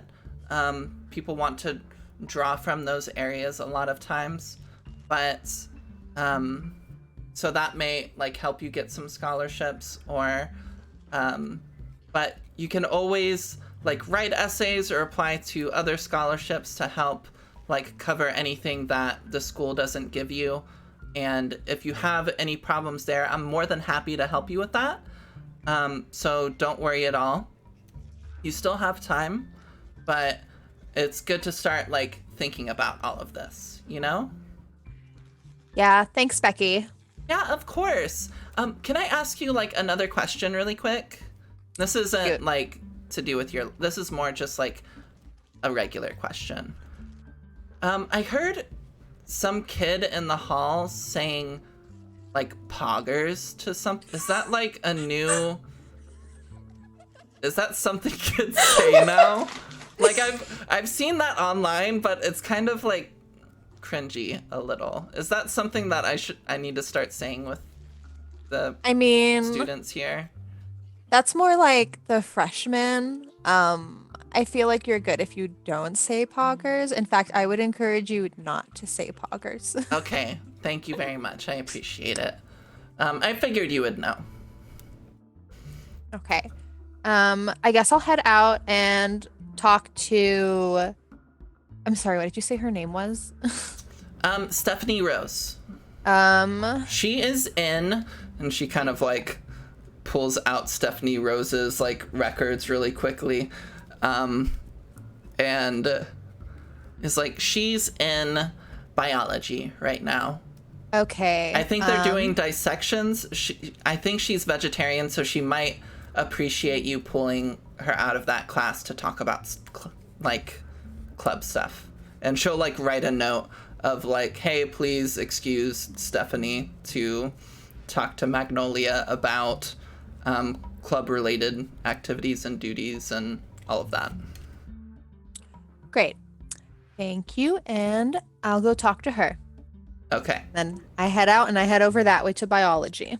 Okay, perfect. So you head to biology, and they were doing frog dissections today, and Stephanie is indeed very, very grateful that you pulled her out. The biology professor was maybe a little frustrated, but it's totally fine. And she walks you over to like the club room and tells you about like events that are coming up, but also the rules of kind of like debate competitions, and that as a newer member, unless you like really proved yourself, you probably wouldn't take part in the competitions themselves, but there's a lot you could still do as a member. There's like debate manager that you can do, which you'll help kind of like quiz the people who are actively on the team and help set them up for like work with the advisor to get them out to competitions and help kind of organize like that side of things of the club. Or there are other people that can research to kind of research obscure topics or questions that they think could come up in debate competitions, or like working with some of the club members and debate team members to strengthen some of their like weaker areas, things like that. She's not forcing you into any role, but she's talking to you about like the options that you could like go into. Are any of those of interest to Magnolia, or? So Stephanie, I've been like super interested in debate like this whole time, but like I've just been super intimidated to join because I've seen like one or two of like your guys' matches, and you guys are just so amazing. And it's just kind of intimidating, you know, like joining up when you guys are already so good at like debating. Yeah. But like I was definitely encouraged by Becky, you've met her, she's so sweet, to join, because I really want to put myself out here, especially for colleges, and you know, like making myself look really good for that. What position do you think would look the best for my college application? Yeah, of course. Well, thank you so much. That is so sweet of you. Like we are really good. We're like the top team in the southwestern portion of Oregon, so it's like a really big deal. But yeah, so I think like you're a junior, or are you a senior? I'm a senior this year. Yeah, so as a senior, I think maybe like being in a more managerial position would look like really good on your applications. Having more of a behind the scenes role, like it doesn't stand out as much, I don't think, you know? But yeah, if you're like, right. Hey, I helped manage this club and I was a boss bitch, like that's awesome, right? Oh my god, Stephanie, yeah, you're so right. Yeah, so I can like totally hook you up with that. Oh, I would love that. That'd be so amazing. And then I can just kind of watch you guys rock it and do your thing. Yeah, of course. And then I can introduce you to Mrs. Rogers, who's our like faculty advisor. And I mean, she's a bit of a control freak, but that just means like you maybe won't have to do as much. Like you'll just like support her a little bit, you know? Yeah, that's fine. I will give her all the support she needs. Yeah, and then if you like have any questions about debate, or you want like tips or anything, maybe you want to try out for debate club in college. Oh, like, definitely. We can talk about that, and I can like help you out. I would love that so much, Stephanie. Oh my god, that is so perfect. All right. Well, here, I'll give you my info, and then you can give me yours, and we'll just like talk, and we can meet up for a debate club.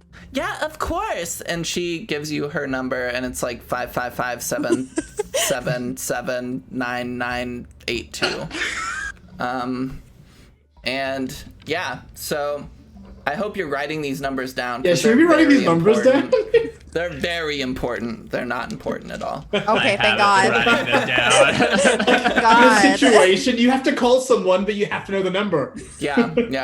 Okay, so you go through the rest of school, and Andy, after school, you have varsity tryouts for rugby, the biggest sport in Bliss, Oregon, for some reason. For some reason. For some reason. That reason is that I couldn't put her into football.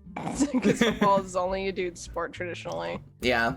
I mean, like, it's rough because all of the, like, football players complain a lot about how they don't get, like, the proper respect from the school.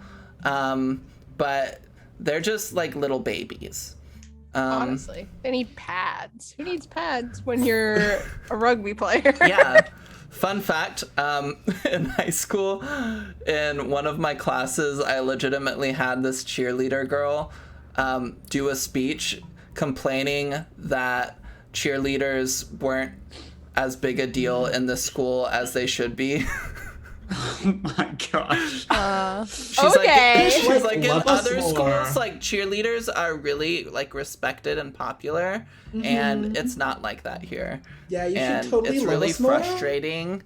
It was hilarious. That's so funny. You like so much for school spirit and pep. And Yeah. we should be popular. So, I don't know why people don't like me more. The whole reason I started being a cheerleader. exactly, they wanted to be the popular girl. Okay, so I don't know if you know this about me, but I don't sports much. Me neither. I don't know what varsity tryouts look like. Me neither. You hear sports? Everyone hears sports. Everyone's a Okay, sports person. perfect. Ash, That's why what- we're here playing What D&D. do varsity tryouts for a sport look like? You get called on field by a coach. You do certain drills depending on what sport it is, and they measure you against everyone else on a little clipboard.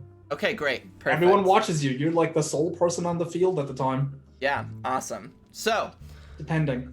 Andy, you get there, and the coach and assistant coach and assistant coach and water child are all like setting things up. Water child. The wild water child's name is Aaron. Aaron the water child. Aaron the water child. child. I love them. Like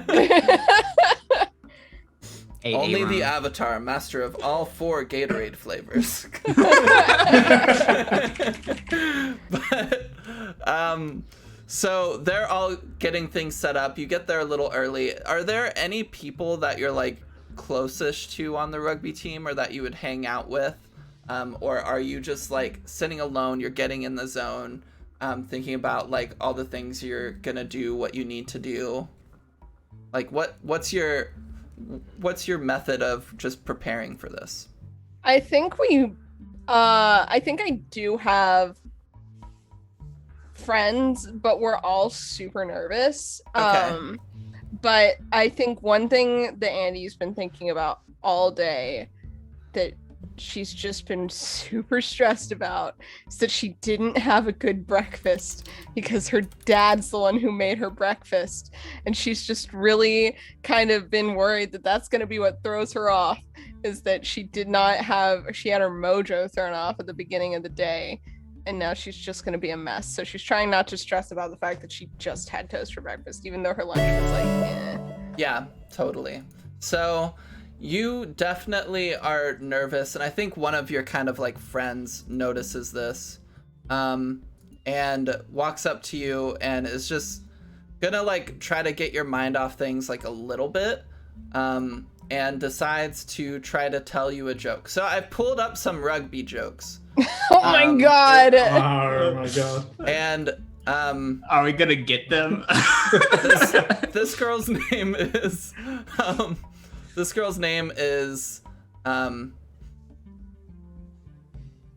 Emma. Fuck it. Her Oh name's boy. Emma. She walks up. She's like, "Hey, Andy. Yeah. That's Did not you what she know- sounds like, but you know. There's a fine line between success and failure in international rugby. It's called Hadrian's Wall." And she starts dying laughing. I don't get it. Andy I maybe don't know what that means. may play rugby, but she's also stupid. So I don't know if she gets it either. Yeah. I imagine you would get it. but Yeah. I At the don't very know. least, she's gonna pretend that she gets it. Yeah, totally. And she's laughing and very much appreciates that someone's trying to lighten the mood. Yeah. So she kind of like sits with you and like jokes around a little bit. And then practice starts. And we're gonna put on your theme music. Oh my god, my theme music. Your rugby theme music. It's the same. You know what? I'm gonna play the other theme music for you that I forgot to play earlier. Oh my god. Okay.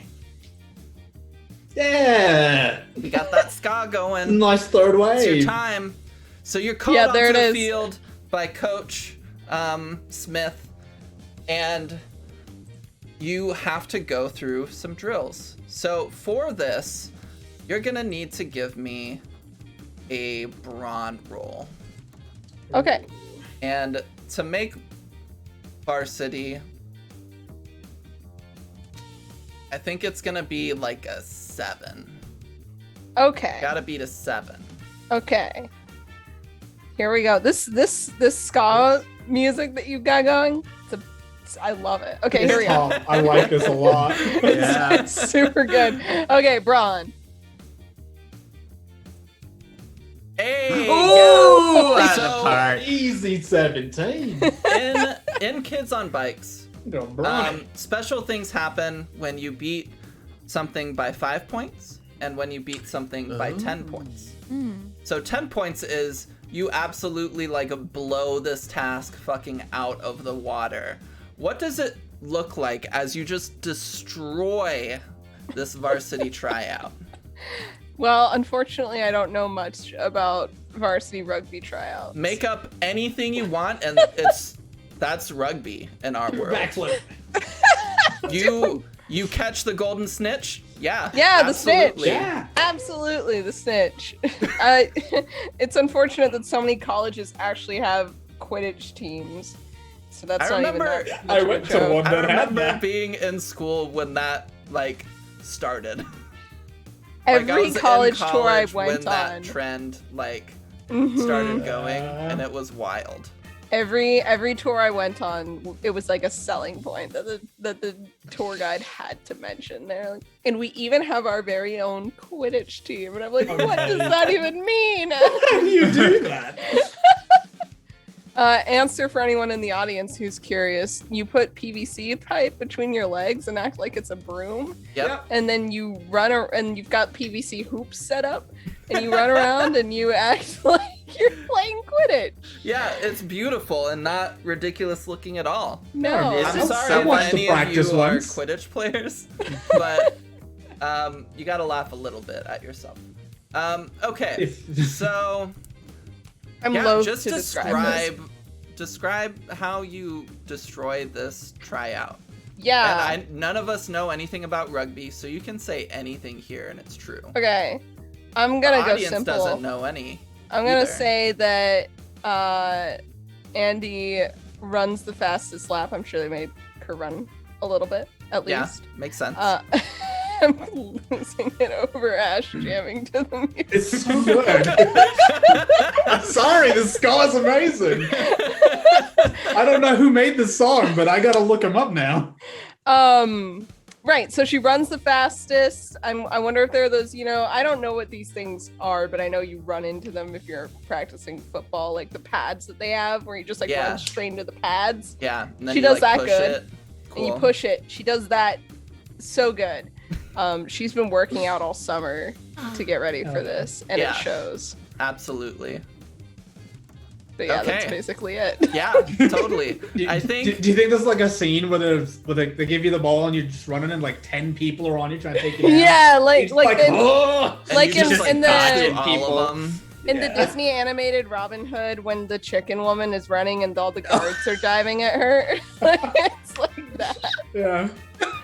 I'm gonna smile and nod like I know what you're What a talking about. reference. What a I'm reference. sorry. I'm glad one person got that. That's all I need.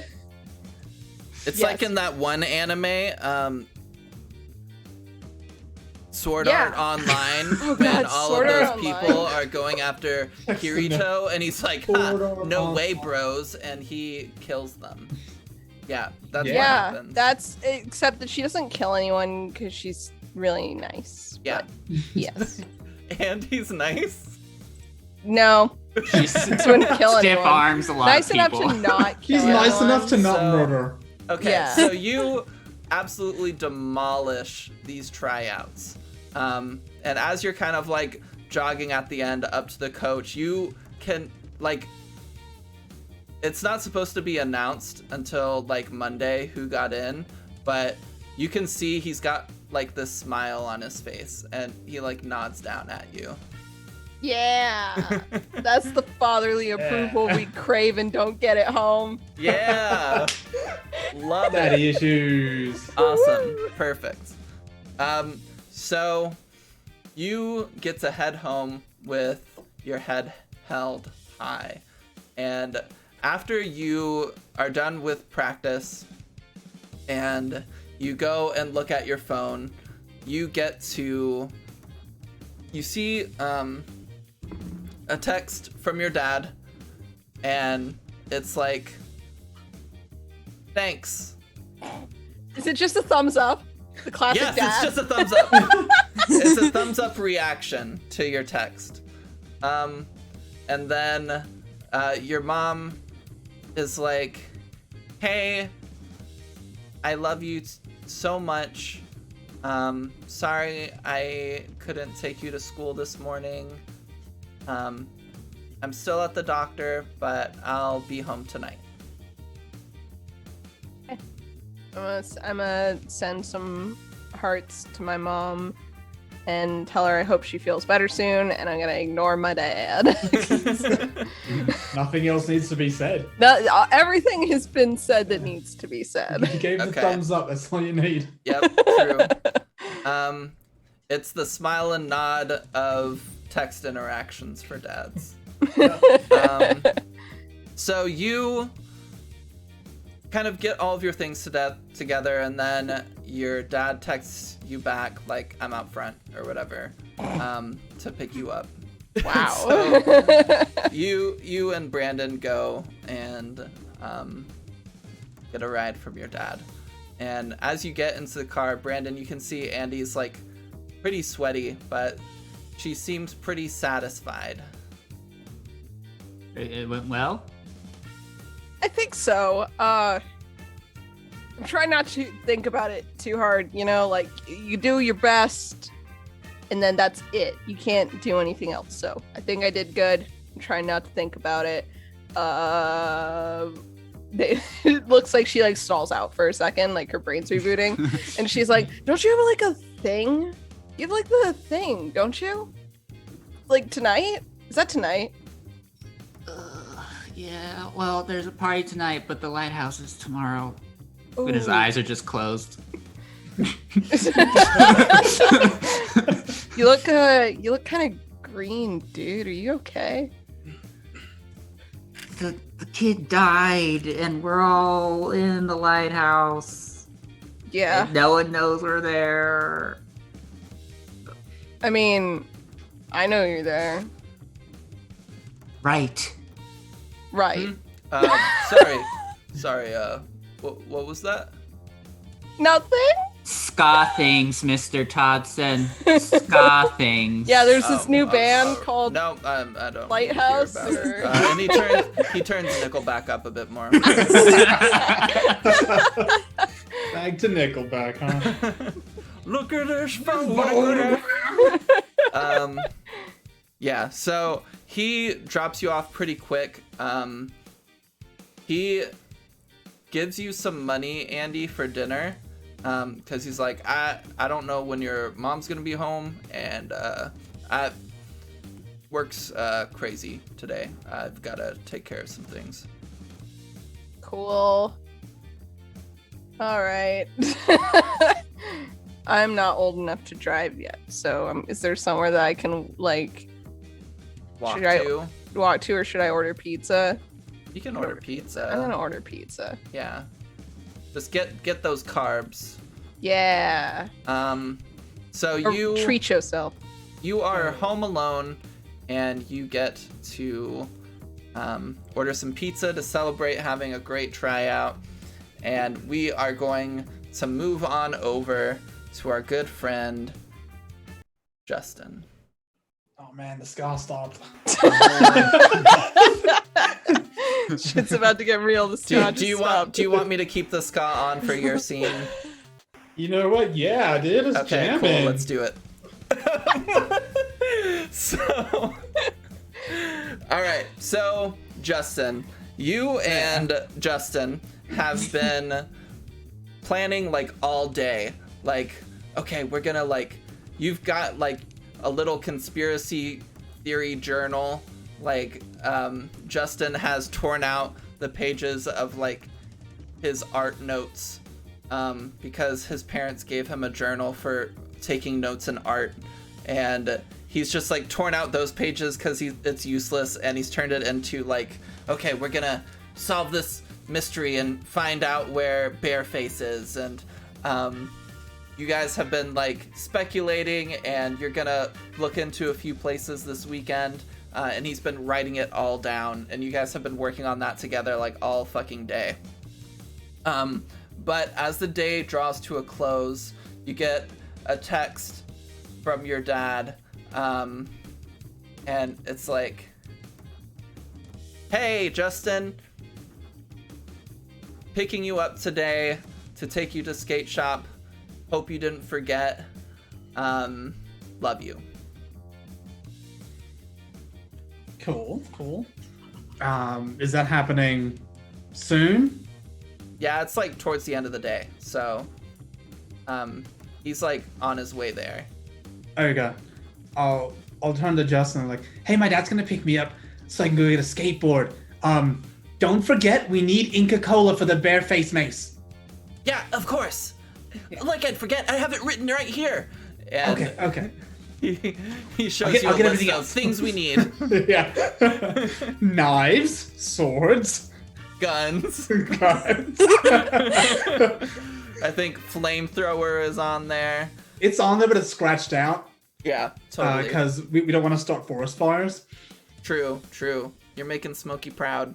Yeah. Especially on the West Coast, you don't mess with fire. He's probably related to Smokey, as far as we know. Just a Bareface. very, very distant cousin. Okay, totally. Yeah, that's fine. So you eventually part ways with Justin. He kind of gets rides from his parents, so he hops in a car with his mom and they drive off. And pretty shortly after, your dad comes up in his 2018 Subaru. Recent. A Subi. A Subaru. Your dad's secretly a lesbian. Me too. Subaru Outback? That's a Subaru, right? Yep. Yeah. It is. It's Yeah, exactly that's- what I drive. Yeah. And my lesbian dad also drives a Subaru Outback. Hey! I got it. I did it. So you get into the Subaru, and he's like, he kind of like looks back in the rearview mirror, and he's like, you ready to do this? I'm ready. All right. And he starts driving, and on the way he tells you he got like a couple of his employees to watch the store while he was gone. They're also working on practicing making sushi. He got a few things from Amazon, like sushi rollers and things, just to like help. And he's like so excited. He's talking about it a bunch. Because gas gonna station spitball with him. sushi Yeah. is a great idea. Yeah, I was like, why'd you put kimchi in the sushi? Oh, well, you know, He's like spicy tuna, but with kimchi.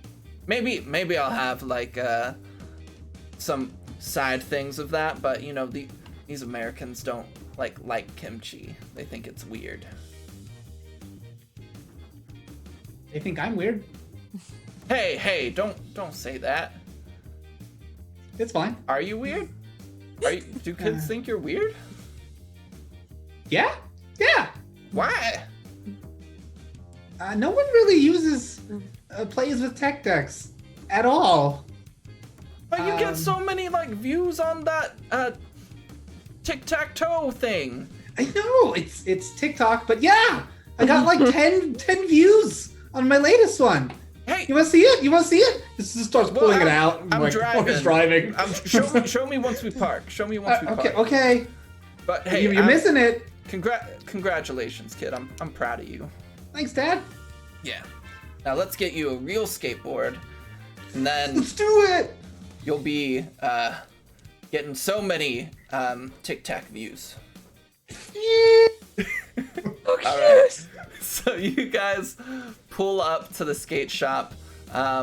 There's just a very small skate store near kind of like the skating rink or skating park that like gets some custom order things every once in a while. You've maybe been looking at like their online selection for a while, but getting there, you're seeing all of these like decks and wheels and the other parts of a skateboard. Axles. Yeah. It's not called axles. Oh, is it Trucks. not? Trucks. Yeah. Yeah, you got your deck, you got your wheels, you got your trucks, you got your bearings. Yeah. So Grip you're seeing tapes. all those sorts of things, and your dad's like letting you pick out each thing, and then they're gonna like build it like custom for you rather than just kind of like getting a pre-built one. But you Yeah. get to pick out all this stuff. So tell me what you get. You got some like really cool decks with some really cool art. There's like some waves. There's like this cool like stylized one of like this kid with this like big bushy hair like sitting like smoking. There's like a cool one with like skulls and other ones with like eagles and all this other stuff. But what sticks out to Justin? So he actually made a tech deck of the skateboard he wants. No way. That's so Yeah. cool. Yes. And it's got an alien with a cow in its mouth, Okay. shooting laser beams out of its eyes, Okay. with the ocean in the background. Yeah. And it's beautiful. Strangely, they have that exact deck in Yeah, he looked it up. He made sure. He made sure to use ones that they had. Yeah. Okay, so you get that. What color wheels you getting? Them wheels are probably just the regular beige, but they got some checkerboard patterns on the side. Ooh, nice. Cool. That's how very goth of you. And then anything else special about your board that you're getting? Nice green grip tape.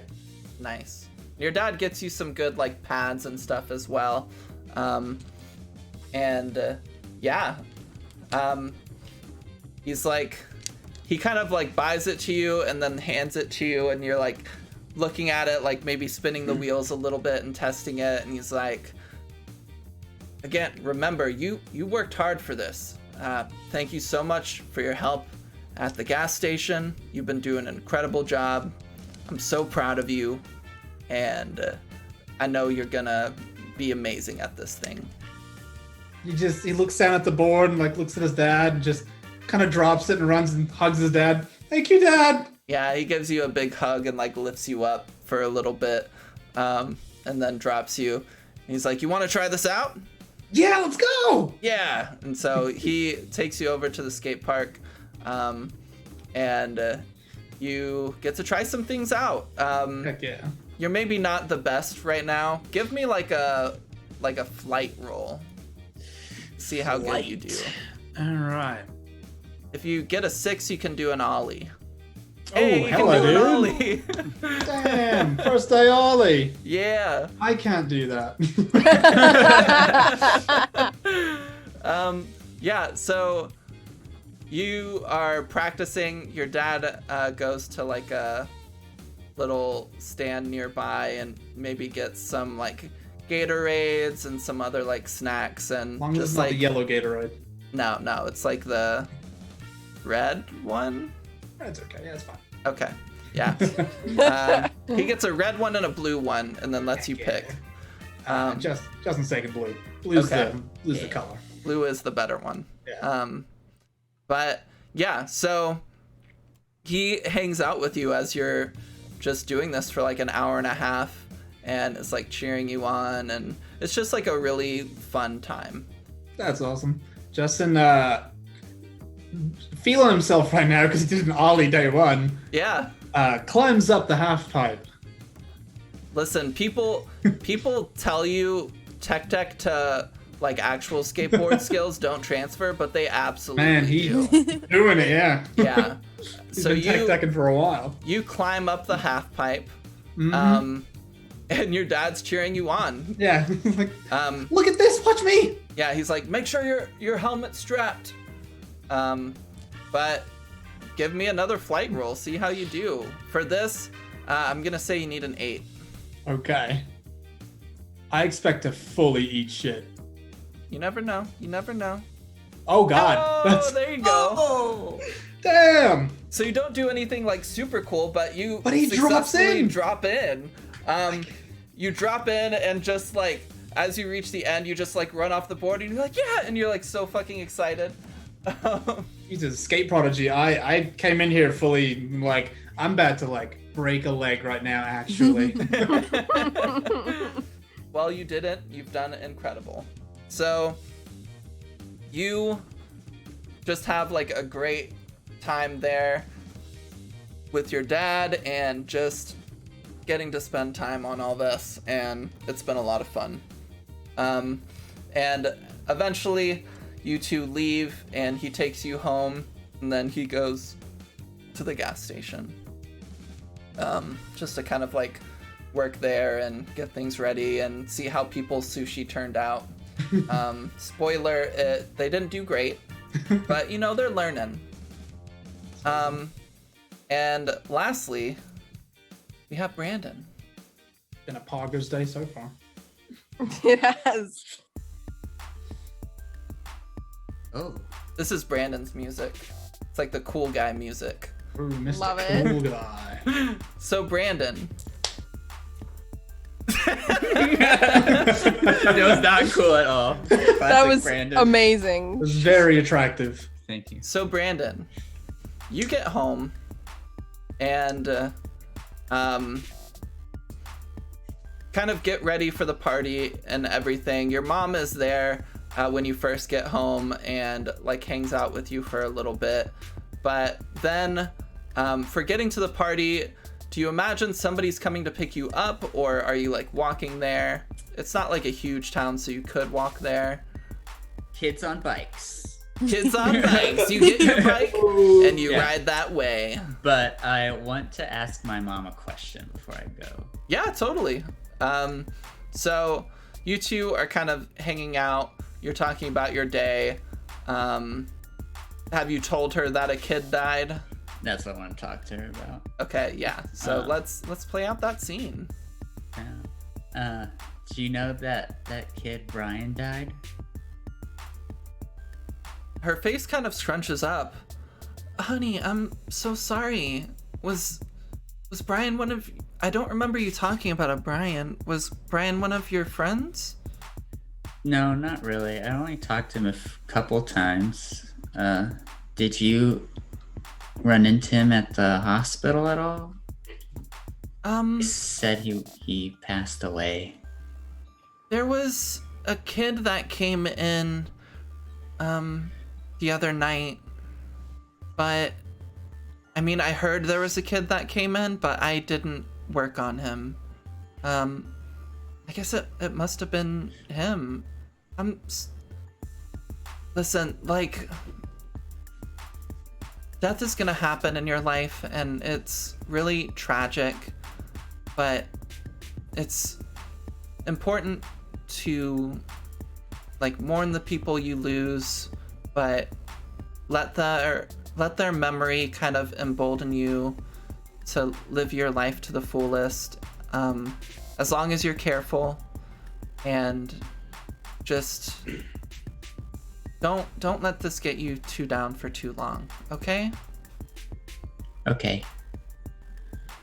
Yeah, they didn't really tell us anything, so I don't know if I need to look out for something or. Give me a charm roll. Okay. DC 10. Nope. Nope. I'm off my game No today. charm. She's like, You yeah, gotta take the glasses off. I don't really know Yeah. much, and you know, I wouldn't be able to talk about it even if I did know. But just like be careful, like don't go places by yourself. Just stay with your friends and everything, and like you'll be okay. You've got a good head on your shoulders. Okay. Thanks, Mom. Yeah, of course. And she kind of like looks at her phone. She's like, "Oh, okay. I've got to go, sweetie. I love you." Okay, but just so you know, I'm not too worried about dying because I have a vampire mom. It's like a running joke that she sleeps during the day and works Yeah. at night. She laughs. She's like, "Yeah, I'll drain whoever tries to hurt you. Don't worry, kiddo." She heads out. Mom, Brayden Beal. And eventually you go and get your bike. It's weird. Your dad hasn't come home yet. It must be like a really long shift. But Okay. you hop on your bike and start heading towards I think her name was Jessica's house. Yeah. Yeah. He'll before he gets on the bike, since he's worried about going alone, he's gonna start sharing his location with Andy. But just no context. Just No context. she gets She's a not text going that to the party. Brandon's now sharing his location with you. Totally. Okay. So you start heading towards this party. As you do, you start seeing like cars or like some kids walking like that way too. But then once you get to the house, it's maybe like a 5 to 10 minute bike ride away from you. There's a lot of people hanging outside of the house. And everybody kind of like looks confused or impatient. There are people like with drinks and stuff that are trying to like hide them under like jackets or bags. On the But front lawn. the house lights themselves are off. Nobody seems to be home. You see Christine kind of like there with you, and they're like talking like to each other, and they seem to be like a little annoyed. But you kind of ride up to this like situation. Yo, what gives, Christine? She like looks at her phone and just kind of rolls her eyes. Jessica's not here. I can't like, she's not answering her phone. Like her girlfriend, Trisha, isn't like answering either. I don't know where the fuck they are. They said like the party was starting at 9, so I don't know why they like aren't here. Oh gosh. Well, it's one way not to throw a party. Yeah, for real. I mean, you throw way better parties than they do. I do. Does anybody know like when they saw them last, or like? I mean, I saw them at school earlier. I mean, they were going to get some things for the party, and then they were like, "See you tonight." Well, how long are we gonna give it? Screw this. Come on. And she like has you. She's got like a bike rack on her car, we'll say. And you put your bike there, and she's like, and Hugh gets in the car, and it's just you three. And he's like, "All right. So where to?" And she's like, "Let's go hang out at the lighthouse." And Hugh's like, "Yeah, all right, cool, yes." And she starts driving that way, and she's like, Y'all are wild. a lot of the kids like dropped out of going to the lighthouse this weekend. It's fucking ridiculous. But we know you're still in it for the long haul. So, like, don't worry, we're getting you there. Sweet. Is this actually like my plan? Was I would go to the lighthouse after this? The plan Party? was you were going to go to the party, and then they were going to take you to the lighthouse. Oh, okay. Cool. So they're taking you earlier than expected. But... Okay, so I imagine like Brandon packed a backpack to like take with him. Do I have that backpack? Yeah, totally. Okay, good. He would be freaked out. And Hugh's like, here, bro, you want a White Claw? And he passes a White Claw back to you. Oh, God. Sure. Dude, you drink this? My mom loves these. Dude, she's just trying to be like cool or whatever. Like, these are awesome, bro. Are we allowed to use White Claw branding? Do we have to change it? White these tusk. White Paw. White White Paw. White Paw. Yeah. Yeah. We're so good at this. Yeah, I'm great at streaming. The best.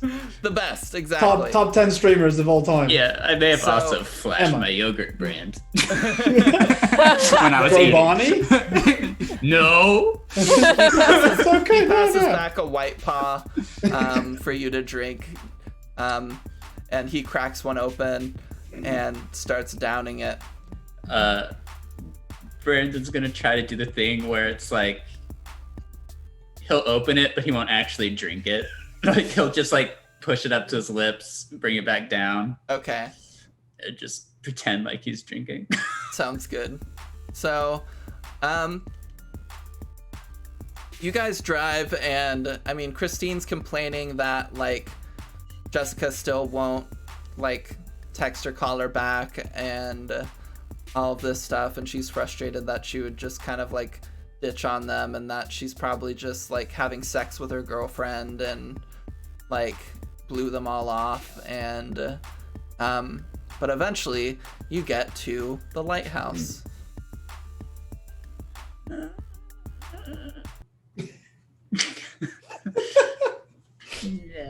The wine. So the lighthouse, this is the oldest standing lighthouse in Oregon.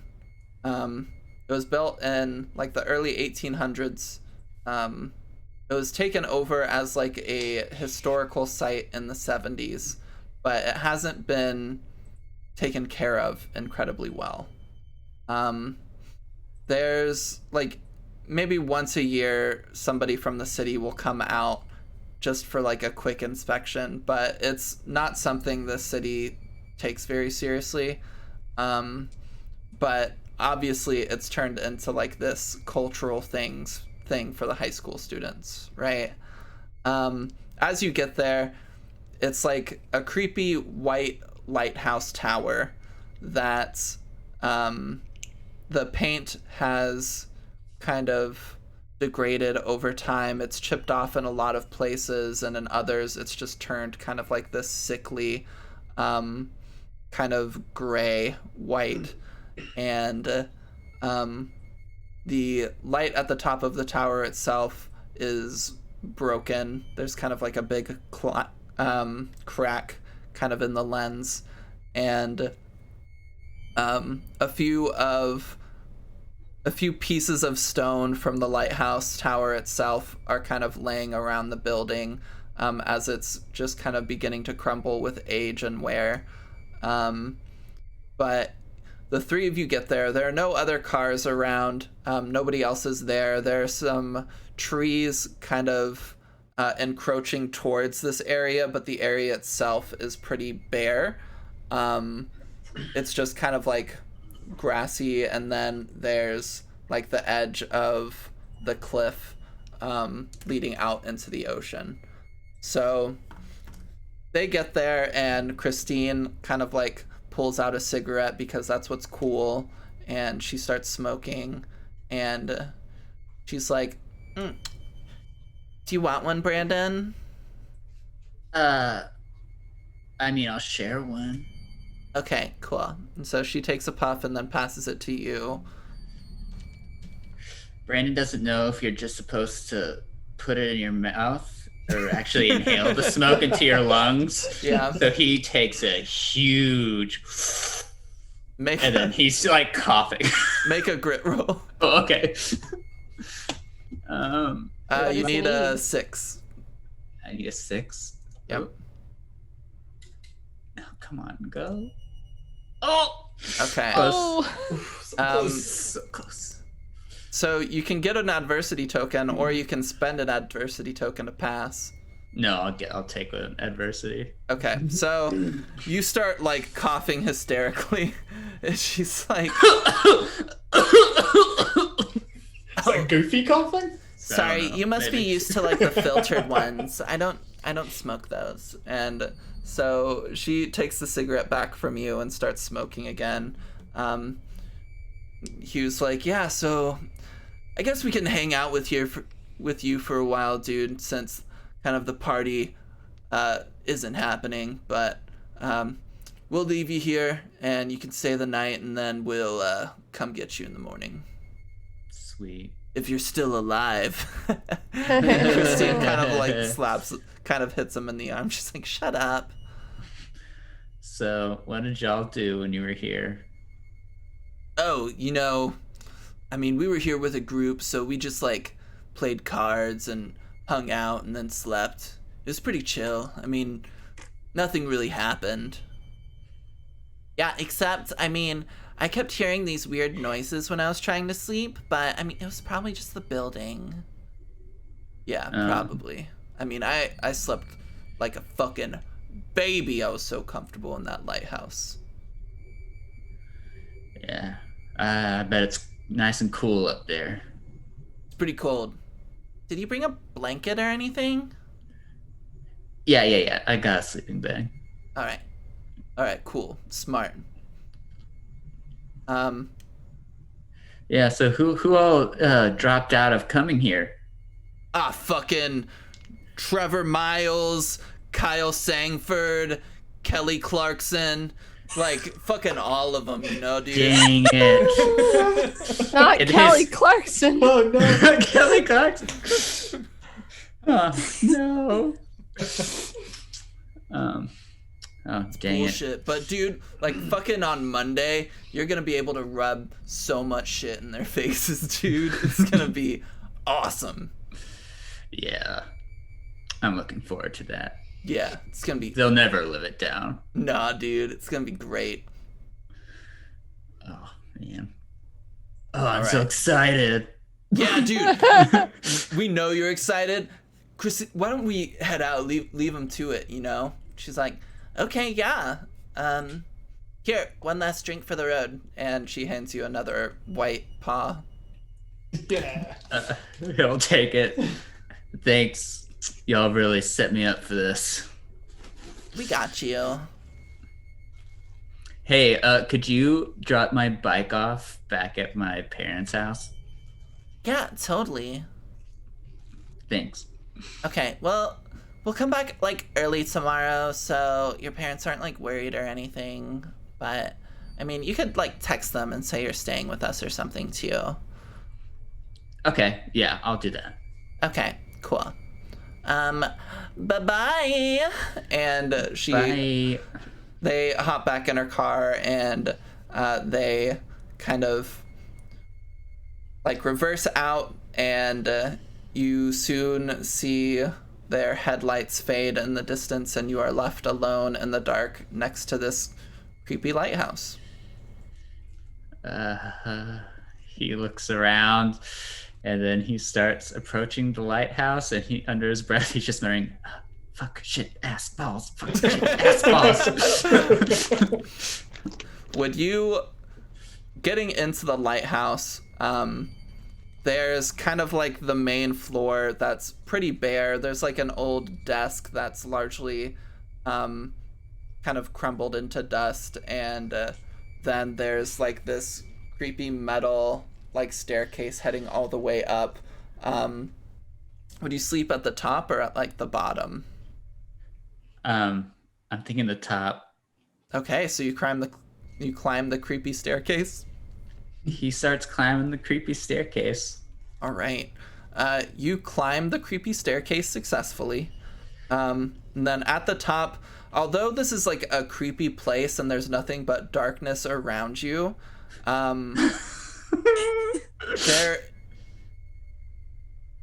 it is oddly like pretty.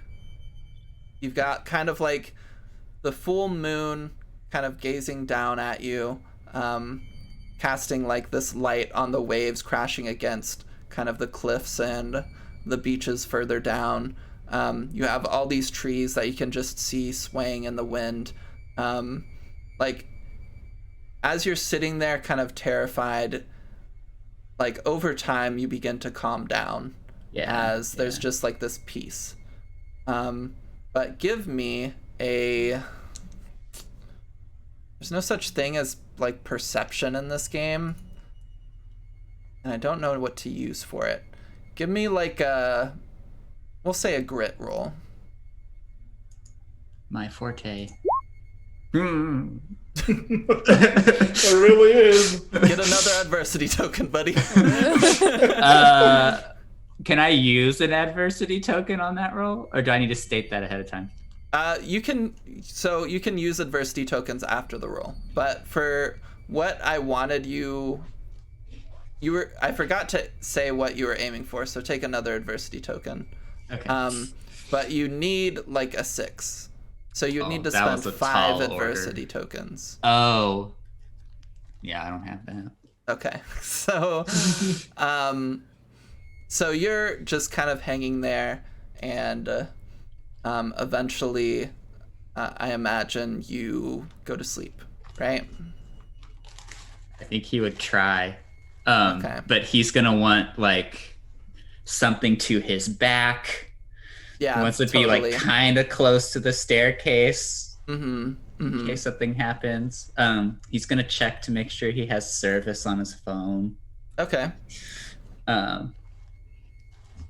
Yeah. All right. So eventually you do fall asleep. And as the rest of your days have progressed, doing whatever it is you're doing with the rest of your nights, Andy, eating pizza and maybe like watching Netflix or like a cool rugby documentary to get the joke that your friend told you earlier.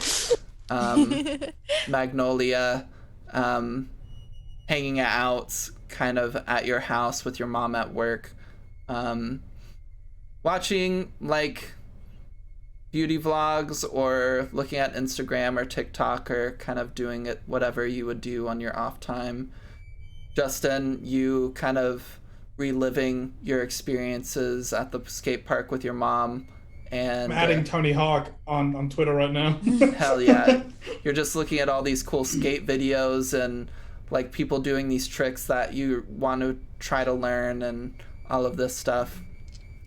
And eventually all of you fall asleep.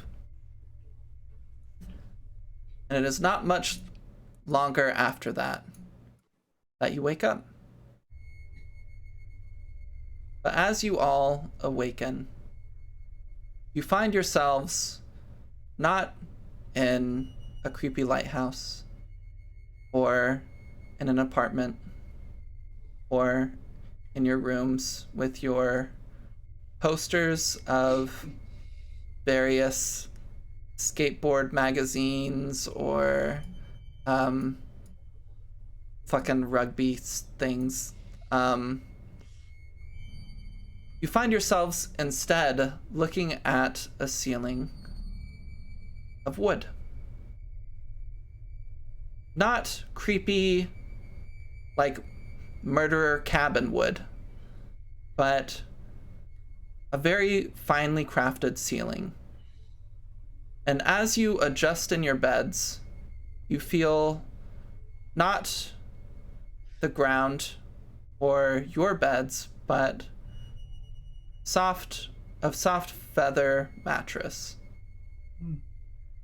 And there is this warm kind of maroon like wool blanket draped over you. And as you sit up, you see a room in which there are 7 other similar beds, equally kind of set up in a circular fashion around this circular room.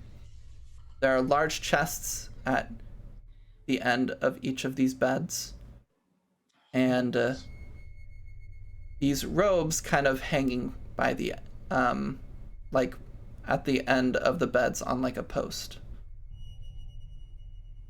None of these kids are familiar to you.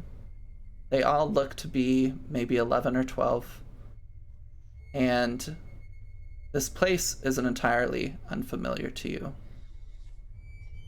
And as you kind of like rub your eyes or like adjust your hair or try to get a sense of what's going on, you look down at yourselves and find that you are not who you have always been. And that is where we're going to end episode 1. Oh my god. Fucking cliffhanger. Next, No thanks. next episode, we will be finding the 4 of you in bodies unfamiliar to your own at Lynn Witch Academy. Ooh. Going through puberty. How scary. The 4 of you will get to design some little witch students. They can be male, female, non-binary, human, non-human. And you do not get to give them a name. You do not get to choose like stats or anything for them, but you can design like what they look like. And then we will see what happens. But Wow. yeah. Hell yeah. We're going to Hogwarts. So Via abduction. Yeah. Body snatching. Sleep and abduction. So, Wouldn't be the first time. with all of that, thank you everybody for coming and watching episode 1 of our Kids on Bikes / Kids on Brooms game. Kids on brooms. And yeah, I'm really excited now that kind of like the quote unquote twist has been revealed partially. For things to really get started. Now the 4 of you will be together in this strange situation, and you'll be working to figure out what the fuck is going on as you discover other things that are happening and all this other stuff. So with all that said, thank you so much to the people who have followed and to Infinite Verse UW for the raid. Thank you for Senior Danish. Or Senor Danish, I guess I should know that. Danish. For subscribing. That's awesome. You're amazing and I love you. As always, you can find me here on Twitch at Emma Panada, or you can find me on Twitter at Emma Panada. We also have a Discord for this channel that's mostly filled with players of these games that we're setting up. But if you want to come hang out with us, come hang out with us. We'd love to have you. Yeah. Other than that, let's see who we have as our players. Arabella, why don't you say who you are and where people can find you? I'm Arabella. You can find me on Instagram at sincerely.arabella. Yeah. And Ash. I'm Ash. You can find me shitposting on Twitter at Zephyr Chaotix. Yes. And Graham. I am Matihi. I mean, We're all Matihi. Oh, I am Matihi. Good callback, good callback. Get an investment Thanks. token. awesome. My name's Graham. You can find me at Throcketman on Twitter and Instagram if you so care to do. Amazing. And then we have Nina Wolverina. Hi, I'm Nina. You can follow me at Nina Wolverina on Instagram or Twitter. If you really want to find me on Tumblr, it's Nina Wolver Wolverina. Nina Wolverina with a 3 in it because I locked myself out of my original Tumblr like an idiot. Yeah. So yeah, that's where you can find me. Please do so because you'll get to see me absolutely lose my mind over getting to design a witch. So Yeah. Time. So again, thank you so much to all of you for sticking around and watching. Thank you to Matihi for designing this overlay for us. I am incredibly grateful. And You're thank welcome. you to Nina Wolverina for making these character icons, and then I'll be paying you to make some more character icons as well. Yeah. I'm excited. It's time. But yeah, until I think next week we won't be able to play, but the week after we'll be able to play. So until next time, you can come back on Tuesdays to watch our Curse of Strahd game, which will be taking place, or it's run by Matihi in the chat that we all want to be, and features me and True. Bukake and Monster Bait and my roommate. And, then also here in 2 Fridays from now, we'll be streaming a Session 0 for an Avatar The Last Airbender campaign Sick. that I'm very, very excited about. So stay tuned for that. But until then, we will see you later. Have a blissful week.